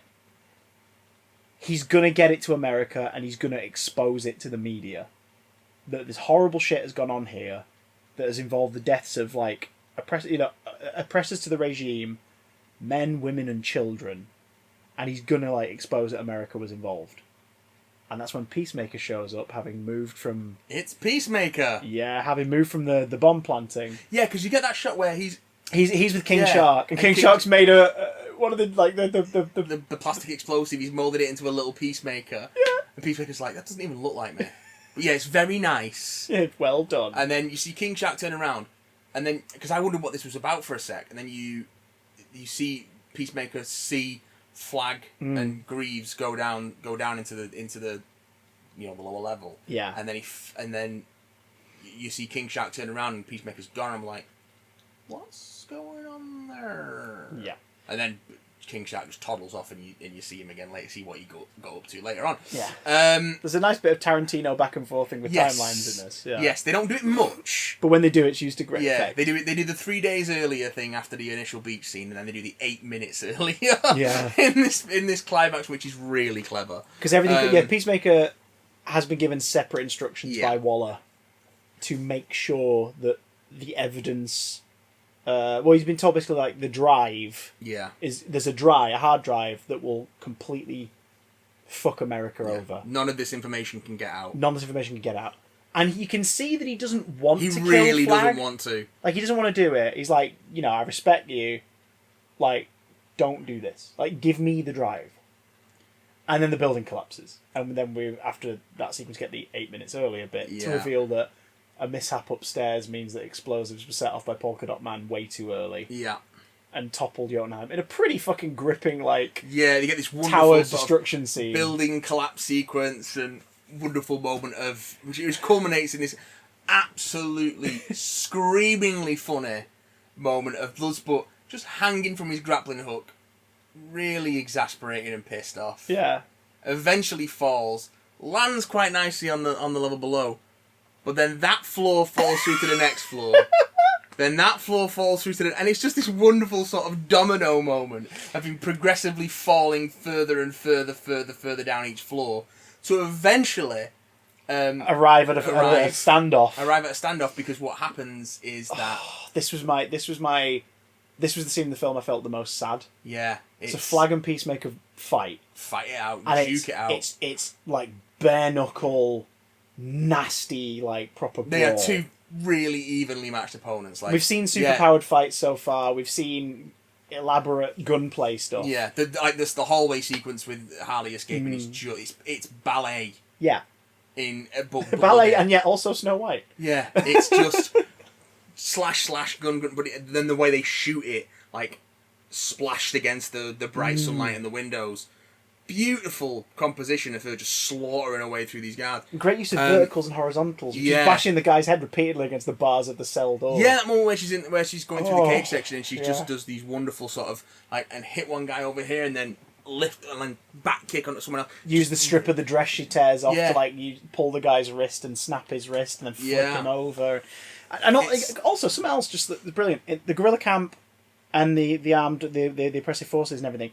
There is a mix of guys and girls. Yeah, it's a pretty. I really appreciated that. I was like, yeah, it's a pretty even gendered. That makes sense. All over. Yeah, it's pretty cool. But yeah, so but this is like a bare knuckle drag out fight between the two of them. It just descends into these two dudes just punching the shit out of each other. That ends with Flag pressing a pipe into Peacemaker's throat and just like forcing it down. To throttle him, like Peacemaker tries to like sort of kick him out and Flag's just like, no! He's just like throwing his limbs back down and he's throttling him and he doesn't see Peacemaker grab a piece of shattered tile that he just throws up, plunges into Rick Flag's chest. Into his heart. We get the Mortal Kombat X-ray moment. Just to let you know, the viewer, no, he's dead. Yeah, he's dead. He's gone. Just because he's a main character from the first one, who's also in this one, who is one of the few decent people, doesn't mean he's going to survive. One of the few people from the Suicide Squad who's actually redeemable. I mean, he's not. Doesn't even. He's a soldier. Like he's the morality's there. Yeah. Like he is pissed off with what Waller pulled in the first one. And when he finds this out in this one, he's like, no, like that's it. Yeah, like, I'm breaking rank. They're going to come for me, but as long as I get the information out there, the world needs to know about this. He's done, and yet he doesn't make it. And I love that.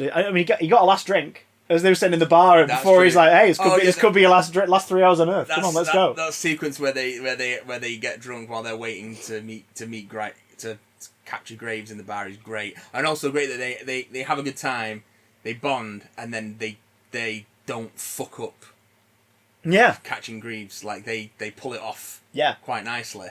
Bloodsport, like with the cigarette, he's just like, I didn't smoke. I don't smoke. Yeah, but he went through with this like trope of the kidnap sequence, like in old military bloody films, where like the bad guys like offer the chained up good guy a smoke and stuff. Yeah. Love that. I love that sequence. I love that Ratcatcher and Polka Dot Man managed to pull off the actual kidnapping on the sly.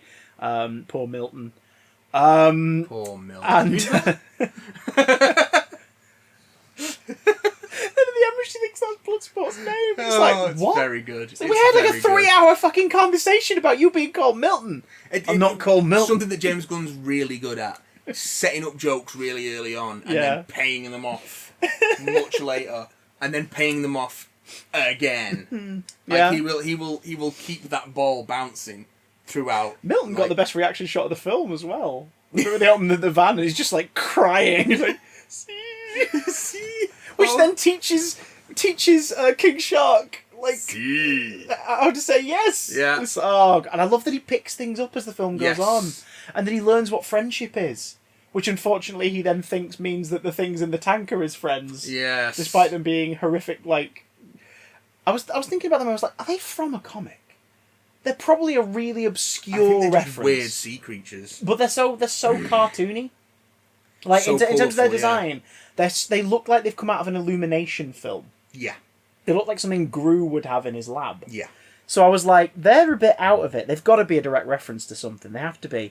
But they're also a subversion because then when they get out of the tank, their underskirt, like, parts of their bodies are piranha mouths. Yeah. Pretty fucking horrific. So fucking horrible. But like, you know... God. Ratcatcher really is the heart, man. Like, she helps him develop, like... a knowledge and understanding of what friendships are. Yeah. And then he becomes friendlier as a result. And he almost has to be told when to be violent after that point. Like, you get an Hulk smash moment where Bloodsport takes charge and he's like was it Ninoe? Nom nom. Nom nom. Like, pointing at Staro and he's like, really? Like, nom nom? He's like, Nom nom. Oh god. He has to go hide in the van for all of this, obviously, because he's a fucking shark. Yeah, he's like, disguise? It's like, what would you disguise with? Fake Bring mustache! They're like, yeah, not gonna happen. And then he spends the next 2 minutes holding a finger over his snout to sort of illustrate how he would do it. And it's like, no, bro, no. Fuck!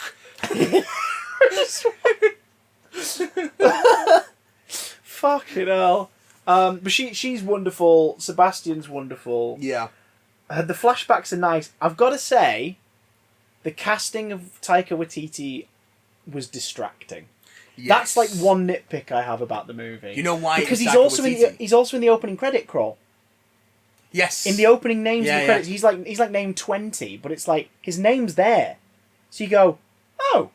Do you I bet he's going to be like the voice of Staro or something. Do you know why it's Taika Waititi? Why is it Taika Waititi? Because he was originally approached for another role. Okay. Couldn't do it because he was trying to get the Akira live action thing off the ground. Yes, that fell through. Yeah. So then he goes back to James Gunn, half jokingly, and says, "You still have that role." So you got a role for me? My schedule's very open. James Gunn goes, "No, but come and do this. Come and play Ratcatcher." But it's a lovely moment, though. It's a lovely moment. It's a lovely moment. It's just very distracting. Yeah. It's very distracting. I would have preferred a Star Wars sequel trilogy kind of cameo where we don't... If it was a role we didn't see his face. And they could just be like, by the way, that character, that was played by Taika Waititi. Yeah. You know, the same way where it was like, that's Stormtrooper. That's Daniel Craig. I did like It's not just his voice. This is Daniel Craig. Like, he was on set, and that's him. That's Prince William and Prince Harry, like, in the Stormtroopers. They were on set. Like, that's a fun cameo for you. That Stormtrooper, that was voiced by Kevin Smith. That's funny, isn't it? Anyway, you know what I mean? I would have preferred that kind of... Yeah. You know, that sort of cameo. But it's an incredibly sweet moment, and it's really well delivered. And I love the fact that it culminates in her arc. Like, the idea that, like, you shouldn't... don't let anyone judge you. You are worth something. Like, the rats are worth something. Yeah.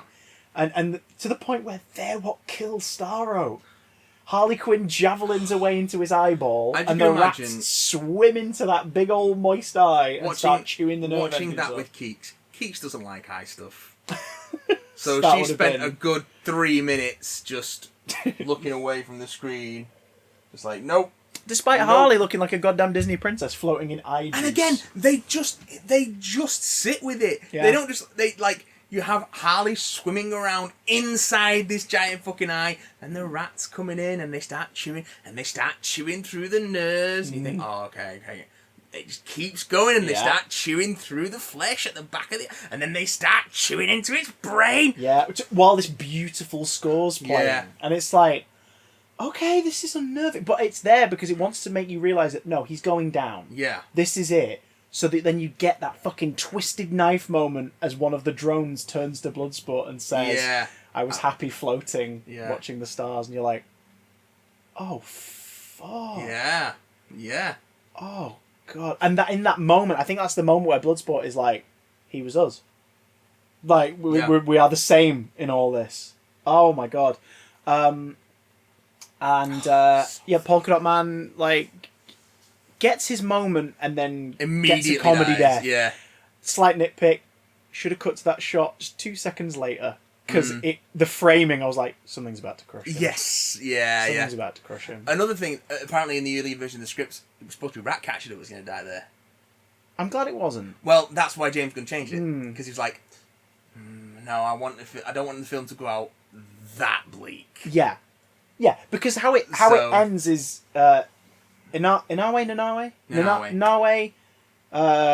Robert Dubois, Ratcatcher 2 and Harley are left alive. Yeah. After King Shark eventually rocks back after being thrown. He takes some several serious blocks. fucking punishment. But they sort of establish in this that he probably is a god. Yeah, he's pretty invulnerable. Like he's bulletproof. The creatures like take some chunks out of him. The fish things. But when he drops, tanks, he gets shot. He tanks a building getting pushed onto him. I mean, he gets shotgunned by Bloodsport like 5 times. Yeah, at a point that just gets knocked back. He gets the soldados just fucking emptying assault rifles into him and Let's just to the point where they fucking load. And then he just gets up and starts fucking munching on him. Yeah. He picks one head and keeps it. And the fact that when you see that head in his jaws and the head's still moving its eyes. Yeah, and he's shocked to have been like, oh, fuck, I'm in a shark's mouth, also I'm dead. I never got to tell... Yeah, basically. Ray, I never got to tell you. I'm force sensitive. So, yeah. So they're left alive, and conveniently, before Waller manages... Oh, because of course Waller... The moment Staro's out... Yeah. An extraction helicopter is being sent to them. Yeah. To get them out of there. Because as far as she knows, they did the job. Yes. This is not their business. You get that wonderful moment where... So, after... As far as she knows, the drive was destroyed. Yeah, because after he kills Flag... Yes. Yeah, Peacemaker... Well, God, that's so tense. He looks up. And Ratcatcher's there. Yeah. She's seen him kill Flag. Because she's just scurried away from tentacles, like, to get out. Sebastian Blossom, like, this way. Is that Rat? Is that Rat, like... waving at me? Yes. Why? Probably because he's friendly. Yeah. and so you get that moment of tension where she sees Peacemaker, then she sees the drive, and Peacemaker sees the drive, and she sees Flag dead. Yeah. So she's yeah. And then she just goes for the drive, and then he has to go after her. And he gets it down. And again, he's reluctant. He doesn't want to do it because he's bonded with her over this whole thing. Like, and he makes a point. He makes a point as well, like of saying, you know, I'll do it. She's like, how do I know you won't still kill me? Like, how do I know you're not going to kill me anyway? He's like, I probably will. I'm thorough. Yeah. And but you can tell he doesn't want to be. Yeah. It's like he's compelled. Yeah. To do it. He like can't not do for it. America, for liberty. Like he's got to kill her if it means that he can save America. Because that's his whole. Waller has obviously coordinated with him because she knows that as long as she frames it as this will stop. Like if this secret gets out, America will be thrown into turmoil. Politically, it's going to be torn to pieces. Like there'll be unrest. The rest of the world will see us as monsters. To keep the peace, this can't get out. And he's like, even if he's like, that's horrific. He's like, she's right. I'll do it. Yeah. And yeah. So he doesn't. Horrifying. They say he doesn't want to kill them, but he will, if it means keeping the peace. And then we get the fire off. Yeah. Bloodsport landing on the thing. Because at first I thought he's going to land on top of him. But then when he landed in that pose, I was like, oh no, that shot's in the trailer, of course. Yeah. So we hadn't had that moment yet. And he fires, and it goes back to the chat early on about... they're arguing about who's the better shot. Yeah, and how Peacemaker says he would win because he would shoot through whatever Bloodsport's target because he'd use a smaller bullet. Shoot through his bullet holes without even touching the sides. Only this time, Bloodsport uses the smaller bullet. It goes right through Peacemaker's, cuts his throat open, and Peacemaker's dead. Asterix. But they're going to about face, and Waller's like, it's a perfect mirror of the beginning of the movie with Savant. She's saying to them, like, turn back now. We see it, and I love that it's not a tablet. I love that it's a box with a secure lock that she opens, and there are switches, and you prime the bomb, and then you have the option to detonate it. Yes. And I love that scene gave us a hint, whether we realised it or not, that Peacemaker hadn't flatlined, because his picture is still lit up in that shot. So somewhere in the rubble he's still alive. And I didn't realise till afterwards that that's what that was. It was a hint that he was still alive. Because some of the others, the light is out on their picture. Yeah. His picture's still lit up. And it's not just because he's on this mission. It's because he's not fucking flatlined yet. Yeah. It's just like, oh, he's a big tough bastard. Nice. That's nice. Because how long must he have been in there before... Spoilers for the very end credit scene that teases the series. Which reveals that prequel series probably isn't a prequel. It's a sequel series. It's a fucking sequel.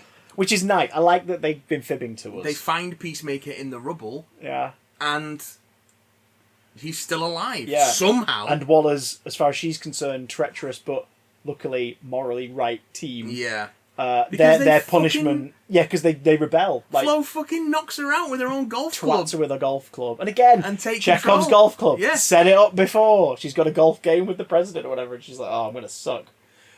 Fuck. Damn it. Shit. Yeah. She's missing the cup. And then later on, Flo doesn't miss when she bludgeons Amanda Waller around the head and knocks her out because they're like, this thing's going to hurt people. So they immediately become like a proper coordination team to help Bloodsport and co. like stop the spread of Staro and kill the beast. Kill the beast. And then obviously Waller can't punish, because you see later her in her office just looking really pissed off with a bandaged head, just looking at them, and they're just like on the phone having a coffee, because of course they were completely in the right on this call. Yeah, they made the best call, so she can't do shit except then make them be the people who have to look after Peacekeeper for whatever she's got planned for him next. Yeah. Hey, you've got to work with this dickhead. Yeah, That's they don't punishment. seem happy about it. So yeah, we've got that set up. And yeah, so they leak the secrets off screen. They upload them to a drive somewhere, to a server. And they've got it on a dead man switch. So if anything happens to... Yeah, so basically, the logic is if Bloodsport doesn't like check in with it at some point, it will spread, and it will be leaked to the media. Yeah. So he's basically saying, you get us back, you set us free, and no one ever finds out about this. And Harley sort of makes a point of like giving him that look, and he's like, right, come on, I had to, No, it's Ratcatcher, I think, who does that. Yeah, I think it might, yeah. Because she wanted to get it out Yes, there. at the end, yeah, because he's basically making the point of, this should be exposed, and it still could be one day. Yeah. He still could get it out, but right now he's bought them their freedom. And that's what they need to do whatever it is they want to do next. I love that his daughter sees him on the TV and news coverage, and is like, oh shit, okay, my dad's actually a good man. And Ratcatcher's like follow through. She's like, no, you're a good man. Like, you are. Whether you think you are or not, you are. You've been beaten into being evil through circumstance. Yeah. And you're a horrendously abusive father. Yeah. But, or absent, rather. No, for Bloodsport. Yeah. It's because I thought it was...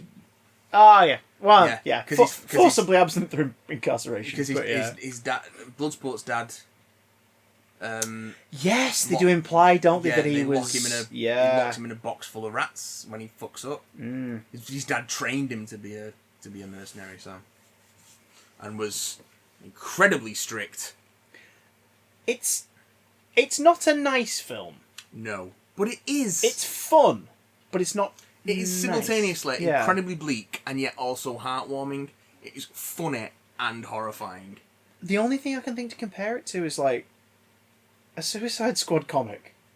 It's what it is. It's what it is. Like, hey, do you like these comics? Cool. Would you like to read something that's like a bit more mature, a bit more mature and immature, that's more frightening and a bit nasty? I'm trying to think of what to recommend for anyone who's like listened to all this, but is like, do you know what? I still fancy seeing it, but like, what's it? It's more akin to somewhat like, I guess, The Boys. Do you know what I mean? Not quite. It's not as nihilistic. No. But it's that same kind of level of it's flights and tights with violence and a nasty streak. Because it's not as nihilistic. Yeah. The sort of mean-spiritedness of it doesn't burn as badly. Yeah. It's Rick and Morty. Yeah, kind of. There's a nihilism to its premise, but there's a lot of heart in it. Yeah. It will make you laugh. There's some great ideas and characters that are really fun to be around. Yeah. But we only give it a 9 out of 10 because it doesn't have Bird Person in it. So it does have John Cena in nothing but a very tight pair of briefs. Yeah. And a close-up shot of his dick. Yeah. of his Peacemaker. Am I right? It also justifies Blackguard's death by revealing that he has toilet tissue stuck to his shoe and just gives it to Bloodsport. It's like, there you go. It's like, you just walked past the bin, you prick. Yeah, he's Put it in such the bin. a prick. Put it in the bin. I bet he was in that cell, fiddling around in that bathroom, fiddling around for the cell phone in his arsehole, so he could get it out, contact the Corto Maltese forces, and then shove it back in. Back in his prison wallet. I loved it. It's really great. It's not a pleasant time. No. It's a fucking great movie though. Oh my god. It's a wild ride. It's yeah. It is. If you like your horror and your nastier sort of stuff, it is joyfully violent. Yeah. It's gleeful in its nastiness. Yeah. It's which makes it not feel as nasty. Yeah. Yeah. Yeah. The legit worst stuff is implied or inferred. Yeah. What you're getting is cartoon horror. If you've ever been a fan of like gore horror, that's preposterous It's and ridiculous, almost like splatter movie levels, which being a James Gunn film is entirely in keeping with some of his earlier work. But like it's like splatter levels of violence almost. I'm interested to see what his future project with WB is, because they've confirmed that he will be working with them on another film. Whatever. We've got Peacemaker. Well, we've got Peacemaker, which is now wrapped and is scheduled for a January release. Yeah. It's 8 episodes. He wrote the whole series and he directed episodes 1, 2, 3, 7 and 8. Yeah. The whole series came about in the first lockdown because on a whim he just started writing it just as a sort of writing exercise, mentioned it to an HBO Max person and they went, green light. What's your prospective budget? He's like, oh shit, hey John, are you available? Of course I am. Everyone's locked indoors. Great, let's make this work. I love that John Cena hasn't taken the outfit off all press tour. Fucking loves it, doesn't it? I love how John Cena commits to stuff. He's just wonderful. Have you seen his return to the WWE recently? No. So you know how like Dwayne Johnson and Batista sort of go back for events? Yeah. But obviously they go back as The Rock, as Batista. Yeah. So's John Cena. He came back, he hit the end of like, there's been 2 sort of big pay-per-view events lately. Yeah. He made a surprise appearance at the end of the first one Aha. to basically like flat out challenge the new champion. And then he's been in matches since, and like his big one hasn't happened yet. That's like the next event. But it's like the fact that he's fit that in. There's footage of him meeting with fans and Make-A-Wish cases after these events. Like again, distancing, mask to shit, and then he'll come in and he'll get the angle right so they can get a photo of them next to each other without like compromising. And it's just like, this is one of the most considerate fucking dudes. Like he believes in the military, but he doesn't believe in forced drafting. He doesn't think people should sign up because they need a job. He's a massive gun control advocate, so he's sort of like this. He walks the line of the sort of the 2 extreme American ideals, and seems to be a genuinely just good fucking egg. Yeah, and it's like, yes, please, more of him in funny things. As fuck. He's so funny. You ever seen him pronounce the word squats? No, he doesn't say squats. He says squates. But the same way that Nigella Lawson says microlarvae, like it's to make you go, wait, what? Yeah, it's funny as hell. I recommend it. I still think Shazam's my favourite DCEU movie. I think it's probably this for me. Yeah, this is now closely tied with Wonder Woman and Birds of Prey for me as my second fave. Like, and it's so nice to be saying this, isn't it? To be like, well, new film in the DCEU and we fucking loved it. It's so nice to be like, yep, there we go. Long-term listeners will know that we've not really been into it overall. No. So to have our minds changed is good. Whatever his next one is for DC, I hope it's a PG one.